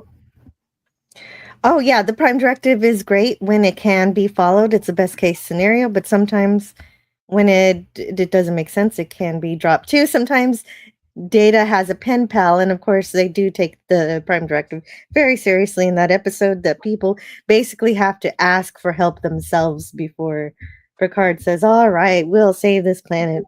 And they do. And it's a really cute episode, really. I really like it. Yeah. Let's see, you have to remember the Prime Directive wasn't meant till later on in the series. It wasn't that much later. I know. Return of the Archons is very early on. Archons is like mid-season 1, is it not? Yeah. Hi, Jill. Hello. Hey, I was wondering when you were going to say hi. Actually, I know my mic died earlier when I first showed up, so I can see why you dashed. Yeah. Well, it's nice to meet you. Jill's saying nothing. Yeah, it's nice to meet you too. I wonder if we will, have anything in common. I don't think we will. All right, so Joe, somebody's talking about Voyager here, which does not really apply. You don't like Voyager? Just read Joe's comment. That doesn't apply to Voyager. I like Voyager. I think that Voyager, unfortunately, you know what, Gorilla? Here's the thing. Read Joe's comment. Right. She's not talking about Voyager, really. I am talking about Voyager. All right. But so Jill, whatever. Fuck it. Okay, I'll tell you what I was talking about. Yes, please. I was talking about when Wesley was going to be killed from tripping on the plants, playing ball. Right. That was the Next Generation. Yes, that's Next Generation, but that's where I start with the argument. I say that because there's already an alien species that is controlling the planet and telling them what to do, that the planet is already, the primitive creatures are already being interfered with, so it doesn't hurt if the Federation gets involved with it. Just like it doesn't hurt if Janeway gets involved with the caretaker, the Ocampa, because the caretakers already manipulated their species and arrested their development too. Yeah. Mm-hmm. Yeah. Keep going. I'll just shut the fuck up now. Well, if you know where I was going, you can go for me. Well, no, but the thing is, what did I do? Well, no, I'm curious because if we start you know what? Because they do have that alien god that is like the caretaker in the Angel One. Is it Angel One? Is the one where they were gonna ladies? Wesley. They were gonna kill Wesley. Angel One is the one where Riker has a open shirt. Right. see No, his hair I was just- thinking of Justice. I'm sorry, I'm mixing them up. But in Justice, Okay. they do have like a space station, non-corporeal god, and it's the same thing as the Yes. caretaker. Yeah, that's why I was making that parallel. So Yeah. No, it's a good parallel. I never thought of it. Yeah, have a good night. I want to Boomer. say, See you, good Boomer. night, Phantom Boomer. So good Or to see you. Booger. Booger. You know, I always thought that Wesley Flowers episode, God, that was so dumb. It's like, Oh, you know, yeah.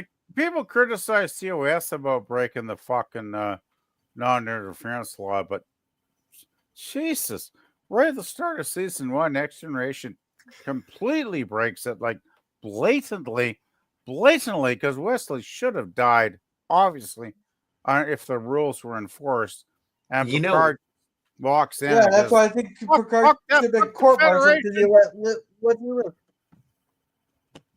It's a good episode to break down. Yeah. It's a fucking Right. break it down then, because I ain't gonna break it down. Well, no, Jill, like I'm saying, Jill, you know I am okay with Wesley, and I'm usually on his side. Shut up. I'm Get not off my lawn. surprised. I know. Come Wesley on. sucks. Fuck off. Wesley's a fucking So asshole. I am on Wesley's side. I'm sure I you should are. boot you for that one, Scotty.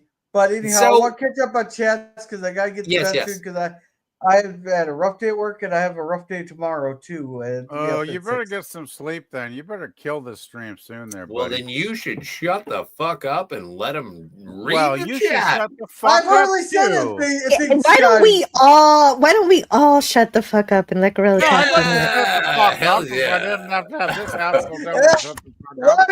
Lottery ticket. I'm buying a lottery ticket tomorrow when I go get my sandwich. Hey, Yeah, Jill exactly. swore. We got Jill to Hey, Jill, can you swear some more? No, It was a natural one. It was natural, and it made sense within the scope of the conversation to mediate Wow. some Hey, shenanigans. Mike, can you say fuck?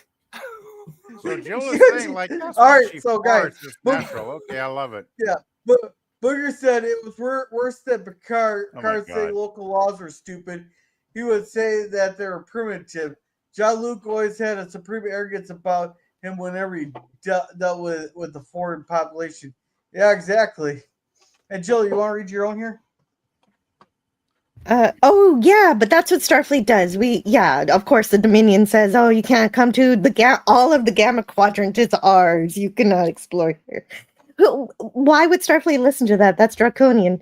But I love that episode where they didn't listen and they went to the Gamma Quadrant, where Bashir basically cures an illness for the whole planet, and it's basically the closest he ever gets to being Dr. McCoy, and he never reaches that height again. But it's really great. What Great episode? Yeah. I forgot the name of it. Yeah, It's the one where we learn about what his season? teddy bear. It's the one we learn about his teddy bear. The The teddy bear? quickening. Oh, Yeah. fucking Yeah, the quickening. sir. I'll do it. I'll look it up. The And Jill quickening. Sounds right. says that Sounds right. Germ, the Prime Directive was mentioned really early on in the Return of the Archons. But remember- but I did cross check it, and it isn't exactly mentioned until Bread and Circuses, where it said it exactly, the Prime Directive. Those words Okay. exactly. Well, That's that was that scene, right, Jill? And I've watched it already, where McCoy says, "They have to be so goddamn honest, Spock." About the Prime Well, Directive. this one here, Booger. This here wasn't more that she cured the plan of addiction. She just told them, "Nope, we're not giving you a damn drug," and they destroyed it pretty much, or destroyed the warp coil so they couldn't deliver anymore. That's all that she did. That's all she did, literally. And Scotty, you are finished. What about I the thought you were Canadian. episode where Picard is telling the drug addicts he can't help them? That's the same episode. That's the same one. Ooh. Oh, it is? It's pretty crappy. Yeah. Yeah. I think he could it's have. cool for a panelist to dismiss a highlighted chat to tell the hosting. When did that happen? I didn't get like that. I like that episode, Symbiosis, in Yeah. season Is it Yeah. 2? No, it's 1. I tried to put a note there, but I would say, "Witchy woman, see how high she flies." I like Symbiosis just because it's David. Well, Or I David apologize Marcus. to Gorilla about the fire alarm again. It's Yeah. David Let's Marcus versus Joachim or whatever the guy is from Star Trek 2. So it's like it's a reunion of 2 Star Trek 2 actors. All right. You know So what? Booger Different here says, characters. so Booger here says special time to return to the Archons. Right. It's Apparently- pronounced Arshan. Okay. Now, let's see. Archon. Apparently, the way you draw Jill and Scotty into the channel is to make Trek the topic. Yeah, exactly. Archons are back end of season 1. Archons Yeah. are back, baby. And And Screw says, thank goodness Jill and Scotty can greet each other. Go ahead. I've never met this woman ever. Yeah, we said good night to You're- Boomer. You're telling us. Yeah. I am telling Yeah, you. the, Yes. Son, You big. the caught my sonic waves hand in from the the cookie smoke jar. are Hey, are you're not taking a talking to toll a on monkey Mikey. here, even if you think I am one. all right. Let's see. yeah, I said I'd like to break that damn alarm. Oh. Fuck the alarm. Fuck, I Let's hate see. alarms. What is I don't Luger? Go I ahead. don't think the Prime Directive requires you to sacrifice your own crew member. However, upon leaving the planet, you should face Federation justice. See, that was exactly my point. It's more of a Prime suggestion. That's what I said. I agreed with you about that.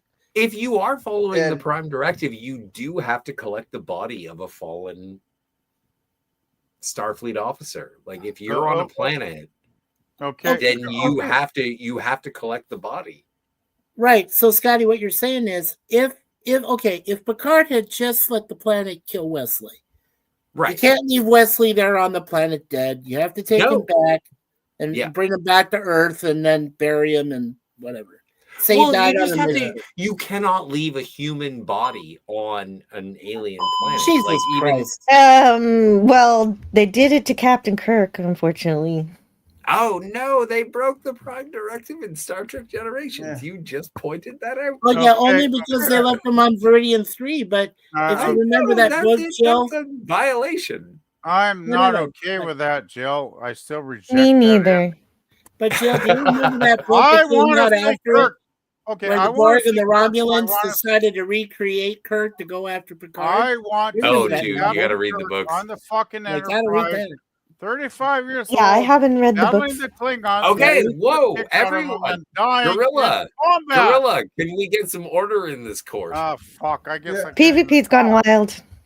Yeah. And nobody's talking All right, because we got everybody's I was talking. just trying to answer Jill, and I was saying, I agree with you, Jill. I want to see Kirk die in battle. Oh, Not really? die Yeah. like a wimp under He a did. fucking rock. No, He no, did. he should have died Battle. on the bridge, not under a bridge. Right. I always Well, say. I still Exactly, think his on the original bridge death. of the Enterprise. Yeah, I still think his original death there where he got blown out of deck 15 there, saving the ship was a perfect death for him. He was saving the ship. It didn't He have did. to necessarily be on the bridge, but he was still saving the ship. He did. Yeah, but doesn't that become a trope after a while? But Kirk saving the fucking ship over and over again. Yeah, but he didn't die. But You know anyhow, what? we got I two more- like. I can't say that I like it, but I You like appreciate. I respect. I respect the death of Captain Kirk as presented in Star Trek Generations. I do. I do. Good for And you. the thing is that I don't know. I think that he saved a world, like he saved a solar Robin. system. But like I don't know if I would be happy if I saw him. Like I can't think of a situation where I want to see Captain Kirk die. Like, do I want to see him on the bridge of a ship and then he dies? Does that mean the ship blows up? That doesn't I sound would love good. to see him die in combat. That's what I want. Well, to see yeah, die. but he did die in combat. No, he died like a pussy getting. He did not buried die under like a pussy, fucking sir. rock. Oh, He that did not movie die sucks. like a pussy. That movie sucks crap, dude. Let's finish up. Well, these no, but I'm Yeah, it just saying does his suck. death. It's I a crappy know. movie. I Come on. disagree. Kirk I disagree. deserves- Kirk deserves a 10-time better death scene than that shit. How would you like to see Captain Kirk die? I'd like to I see wouldn't. They Yeah, had a way to exactly. go back in time. They could have gone back to when they had Sauron in the brig and not have to deal with him trying to kill people. Well, You no know what? point in me- This I is guess- no. This is the way. This is the way that I would like it. Is that if they get to the Nexus, and then all of a sudden, a man in a 3-piece suit walks into the room and shoots Tully and Soren with a rifle, and then looks at Jean-Luc Picard and Captain Kirk and just says, "Denny Crane." Yes, I approve of this message. Oh, you mean like something out of Ryan Reynolds, right? When he walked and shot himself. No, but you know who Denny Crane is. I know who Denny Crane is, but I Yeah, fuck. You know, the only person who can save Shatner is Shatner. Yeah, but Scotty, I like how you're comparing it to where Ryan Reynolds walked up to himself, reading the script for Green Lantern, and shot him to death before he decided to take the role. Sure. That's what I'm saying. Okay. All right, guys. Scurvy here says, Mikey, well, at least it's providing Mikey lore. Yeah, I know the fire alarms are a added benefit to this. Hey, remember, girl, you have a mute button. Yeah, but I figure I just let him fight it out tonight. Wow. And Wesley was even kicked out by the Travelers since he was back in Starfleet uniform in the movies. Is that true, Booger? Was he kicked out by the Traveler in his travels across the galaxy? No, none of Wesley makes sense when you like past season 6. Nothing about Wesley makes sense. It's all fucking stupid. But nobody liked Wesley, so nobody cared. Make sure you take a sweater to the other dimensions. Your benchmark is past season 6. Your benchmark is past season 6. It didn't make sense from the beginning. Yeah, he basically turns into an angsty bitch and then he goes. He was a Yankee. He was an angsty bitch in season 1. No, he was. No, he was totally by the book. He was preteen. No, in the early years, he was very, very by the book. Like until Final Mission, he was by the book. Trouble. Remember in the Naked he Now, he lost some nanites from time to time. Did you see what he did in Naked Now? I think he's a preteen at that time. There, Scotty, you remember that? Come on. Well, yes. Okay, so he was. But he also saved the ship in that episode, by the way. Well, yeah, by luck. No, it wasn't luck. He was too. The all he had to do was think coherently and say, "Oh wait, yeah, Data can put all this stuff back together." Oh, everybody was drunk.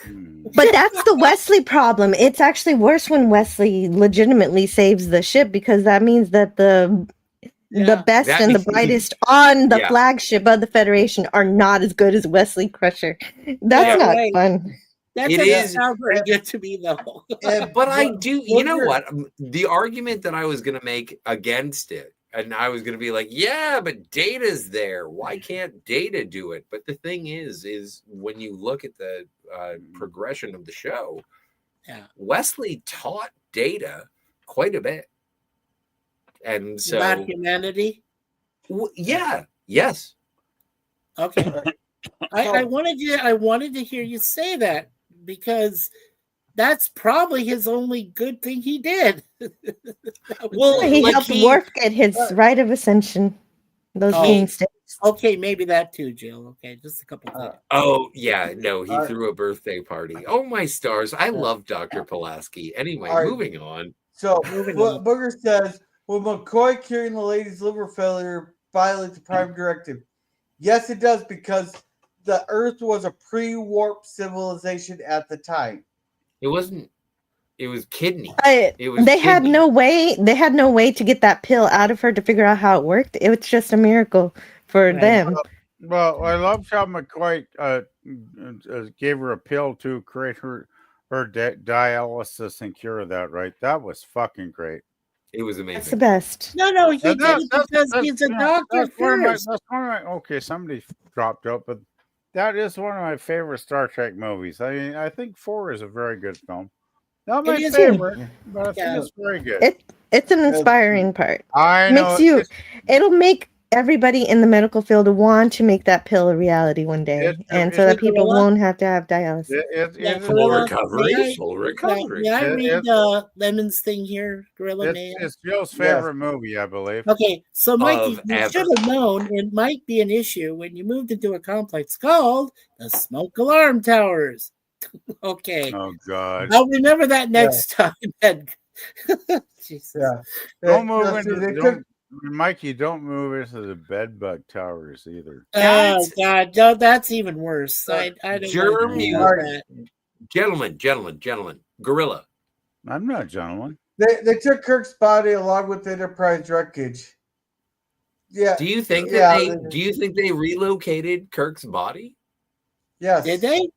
They did. Well, according to Picard season 3, yes. Well, what's Booger saying here in the chat? Yeah, there was a good comic that had Spock and Core both go looking for Kirk's body and having to work together to solve some crisis. Some crisis. Oh, that's cool. Yeah, that was a good comic. I haven't read that, but that would be Did they play Tambourine Man when Kirk died? No, they played Rocket Man. Oh, have you ever heard Shatner's versions of those songs? Oh my God! I actually have them over the shelf on vinyl here. You have them on vinyl? That's if you want to. He has ancient vinyl. You want to play? This chat will get us caught up here. Let's keep going. We are caught up, sir. Let's see. I think Khan should take our Soren and look down the body and say, "You're not Rourke." Rourke. Okay, I don't get that. Okay. Ricardo Montalban was Mr. Rourke in Fantasy Island. All right, we're gonna wrap this up with. I know Scurvy will smack me if I don't bring this back, but we're all going to smack you, buddy. Yeah. I'll take they didn't take Kirk's body. No, I'll fight you, but just remember, I fight to win, so I will chip shot you. But so realistically, on Viridian 3, for some reason, fair enough. That's a good point to start off. Unrealistically, okay, I love it. So Kirk is at the bottom of a crevice, and he's been crushed by a metal thing, and so Jean-Luc Picard decides that he's going to lift the body of James Kirk and take it to the top of a mountain, and then also all the bridges and scaffolding, they're destroyed. So anyway, he just puts Jim Kirk over his shoulder and walks up a mountain sheer. And then he finds a bunch of rocks and puts them on top. And so that's how so anyway, when they decide to come and salvage the saucer section of the Enterprise D, they're like, so where did you put the body of James Kirk? Yeah. Oh, I took it up. They didn't, but that wasn't in the movie. When did they do that? And so they're like, you really? You put it up here? Why? Just a second, everybody. You remember? I'm sorry. Go ahead, Gorilla. I want to say welcome down, Bill. Welcome. Hey, Bill. So Scotty, do you remember? Bill. Yeah. Scotty and Jill, I know you guys sometimes read the books, right? So do you remember a novel that came just after the Viridian 3 incident where both the Borg and the Romulans sort of made an uneasy alliance, and they took Kirk's body and they wanted to use it to go after Picard and kill him? Do you remember that novel? I love that book. Oh my God. I want to okay, so you do remember. I want to review those books. No, but I'm glad you read it, Scotty. Of the Shatner books. Yeah, Scotty, I'm glad you read it because I read it myself. I really love that story. I love those. They're amazing. They're great stories. They're good stories. Yeah. They're not in any way canon. No, they don't have to be canon. Come on, they're exactly. standalone. They're just fun. I call them standalone books, really, like Star Wars. I appreciate think the it's way that they are lovely. referred to as the Shatnerverse. I think it's lovely when people fold in their favorite books into their own head canon, even if it's not really canon, because so much of the books are just so much better than what we're getting today. So I can understand. I agree, Jill, and I think a lot of them are much more fun. You know, when you have you those read the novels together. Shatnerverse? Yeah, have you read the Shatnerverse? No.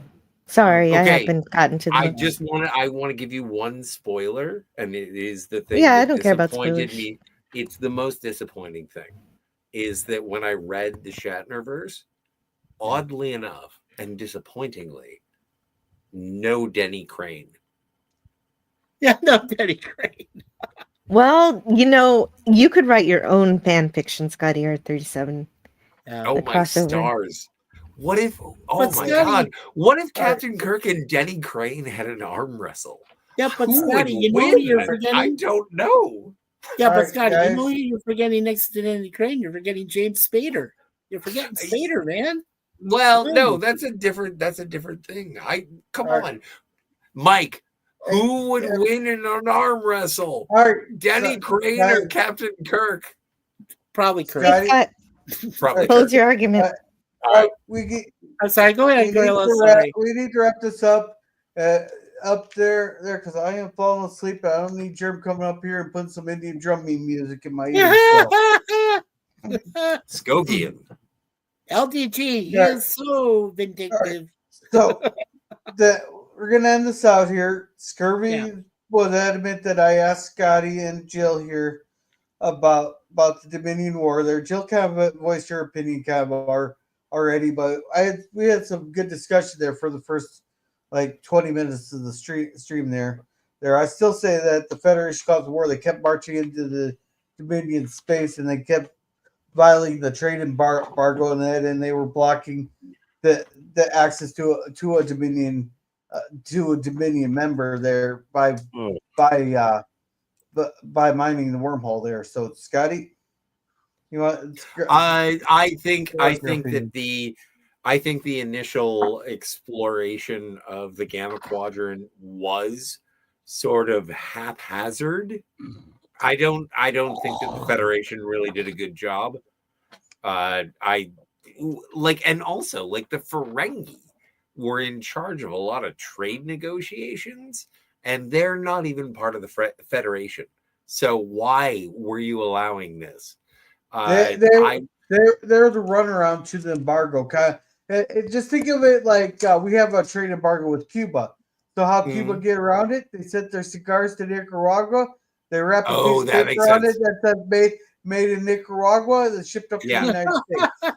The Federation didn't fuck up this trade negotiation. It was the Ferengi alliance. No, the Ferengi were actually an MVP of diplomacy. Yes, they were the first ones to actually talk to them. So aren't they actually known as the Ferengi Trade Alliance? Just saying. I think it is. It is yeah. I think you're right. But can't the changelings have just been assholes? Well, the changelings are assholes. Yeah, we mentioned that, Jill, when a changeling, I should say, infiltrated the Klingon Empire and thought he was, what was that one guy? The Martok. Martok, yeah, Martok. When he said the Kalis, and then there was the guy who impersonated Kalis. That was a big thing too. So.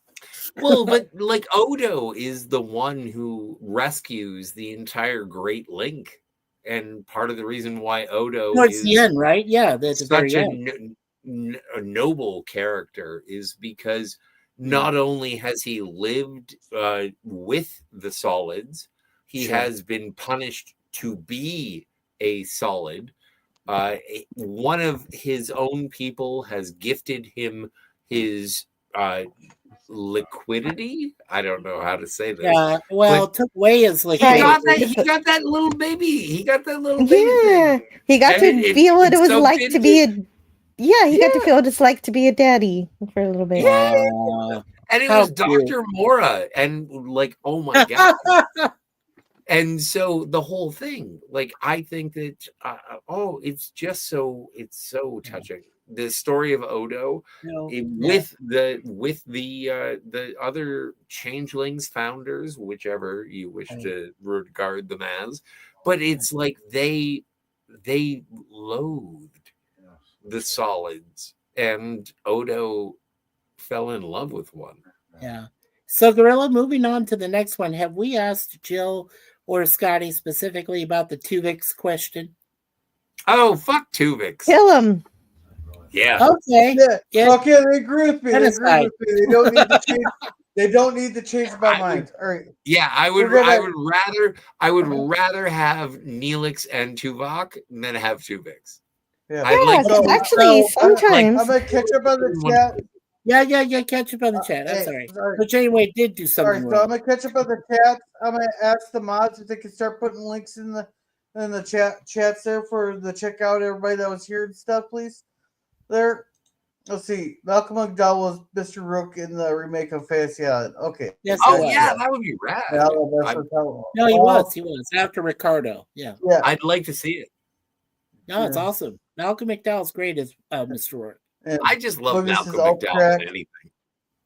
The books are often good, but they have almost no continuity. They're one of the reasons Bartok was one illegitimate kid. No, but no, he was not Chancellor. He was.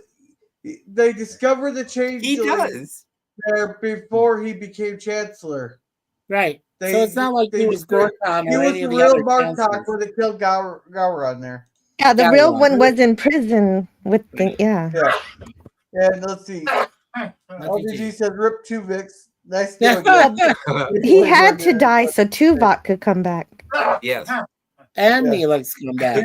On the downside, you also get a Neelix. Yeah, right. If it was just Neelix we lost, I would have been okay with Tuvix. Yeah, I would have been fine with that. Well, even though the actor could go to hell, I'll just say this to piss him off. There, we ain't found shit. That's all you're going for. Oh yeah, Spaceballs. Hey, 200 subscribers. Nice, Kevin. Nice. I think it's great job, Kevin. I know who you are, so I can subscribe. Did you do all 200 of them in a row? Yeah.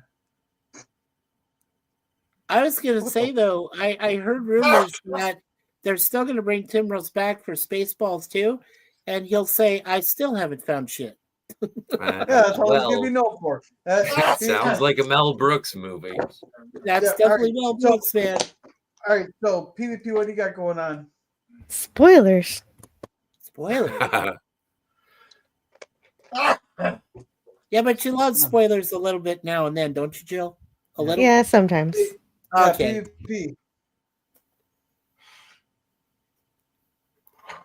PvP? I think he was getting ready to go to bed. I don't know. All right, he wasn't Jill, what do you got going on? Go ahead, Jill. Me? I've got a channel. We're asking you what you're doing for the rest of your day. Scotty, stop. Scotty. Go to Jill, come back to PvP. Let Jill go ahead. Jill, go ahead. So Tuesdays and Fridays, 11 a.m. Central, I talk about on Tuesday I talk about the Twilight Zone. On Friday, we talk about different stuff. This Friday, we're probably going to talk about The Thing. And so that'll be fun. And maybe we'll play a game on Saturday night. We don't know. Is that the 1982 thing or the thing from another world from 1951? I'm going to go with the 82. Okay. Yeah. John Carpenter. Okay. Yes, sir. Yep. And I just have fun on my channel talking about sci-fi and things and fun stuff and hang out and join me over there. Yeah. Go ahead, Scotty. You're next. I really want everyone I'm a big fan of the television show Firefly, and I really like the movie Serenity as sort of a season series finale for that. And so on Cinema Gulp, Jill and I did a review of that with Ben, and we got to talk about Firefly and Serenity. And it was a great time. And so I think that's What else? Have we reviewed anything recently? Oh yeah, no, Big Trouble in Little China over on Jill's channel. That was a fun time. That was a good time. But yeah, and also we're trying to figure out. We're gonna play a video game. We've been doing Dreamfall, which is what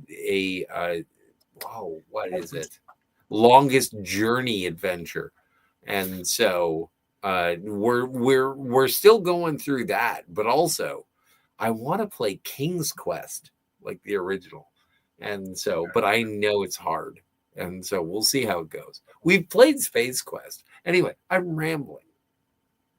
No, you're describing fun things that happen on my channel in a deeper way than I did. So thank you. And also the Phantasmagorium. Buy Steve Foley's book. Yeah. All right. Mikey, what do you got going on? Yeah. Well, tomorrow, as you know, I'll be doing 2 episodes, finishing out TOS with 2 episodes from season 2, episodes 19 and 20. And also, I'll still be finishing Get Smart, same season 2, with their episodes of 19 and 20. Trying to finish out both of those series from pop culture until the end of the year. Next year, we'll be doing mysteries. Different mysteries from around the world. It should be a lot of fun. We're going to have some good live stream and some guests. I might even go ahead and ask you, Joe, one of these days to come up and co-host and you too, Scotty, to co-host a mystery show with me, and you too, PvP. So I enjoy mysteries. I love mysteries, controversy, everything. So yeah. Mike, do you have a physical, like, do you have the Blu-ray of the Batman 66? Not a Blu-ray, but I do have the original DVD of Batman 66 film. All right. Nice. All right, and PvP here, he puts a bunch of playlists on his channel, so make sure to check them out there. Yeah. I'm gonna, before I promote myself, because Martek was in prison and failed to die in battle, makes him unsuitable for the chancellorship. Not necessarily. Oh, that's a good point. That is a good point. Yeah. Let's see. I'd rather have Suitor survive to the next season. I love Suitor. Suitor, yes. Let's see. Then the fact that Worf killed Gowron and handed Martek the cloak as a consolation prize makes him a false chancellor. Correct. Oh my! You know what? I'm gonna have to reinvestigate this situation because, well, no, the Klingon Empire is always having very complicated political situations. So, well, it's all. What else is new? The Klingon Empire is like the real wives of Beverly Hills. Well, the Klingons have always had upheavals, right? Even since TOS. Yeah. All right. So Herc says the only spoiler I like is on the back of my Mach 1 for life. Mach 1 for life. There you go, Herc. Thank you, Sir Lemon. Thank you, sir, for putting the links on.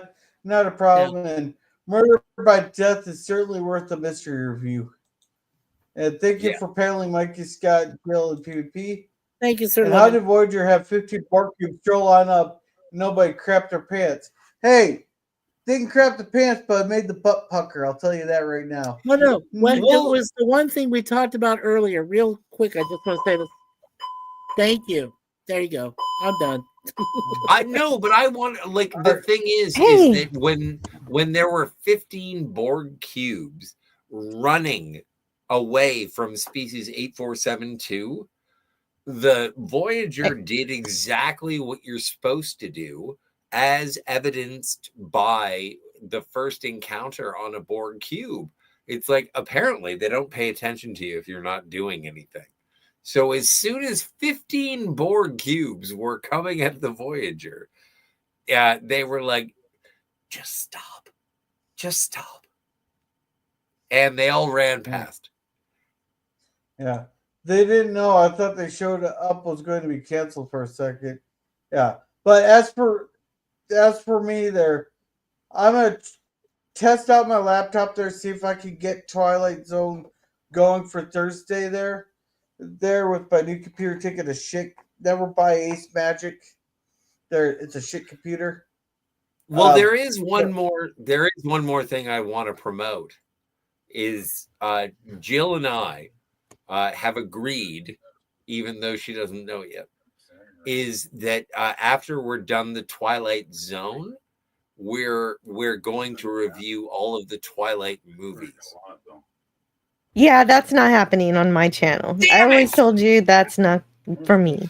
You got to find somebody else for your sparkly vampire bull.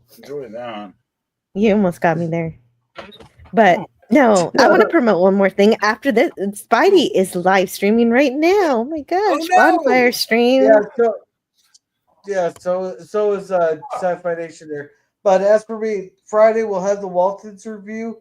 Then on Sunday, if all goes well, we'll be finally getting to watch Dream Warrior there.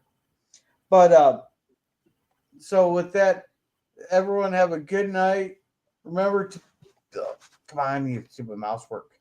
Remember to love yourselves, love your friends. And Scotty, this is you. Look, here's the thing. Fine. Listen, I'm gonna be honest with you. I'm kind of retarded. I agree. I'm just kidding with you, Scotty. No, it's Jill, absolutely that's a compliment. Yeah, Jill, United We Roar or Roar of Gratitude? Which one do you want our closing song? Don't know what you just said. The second one. All right.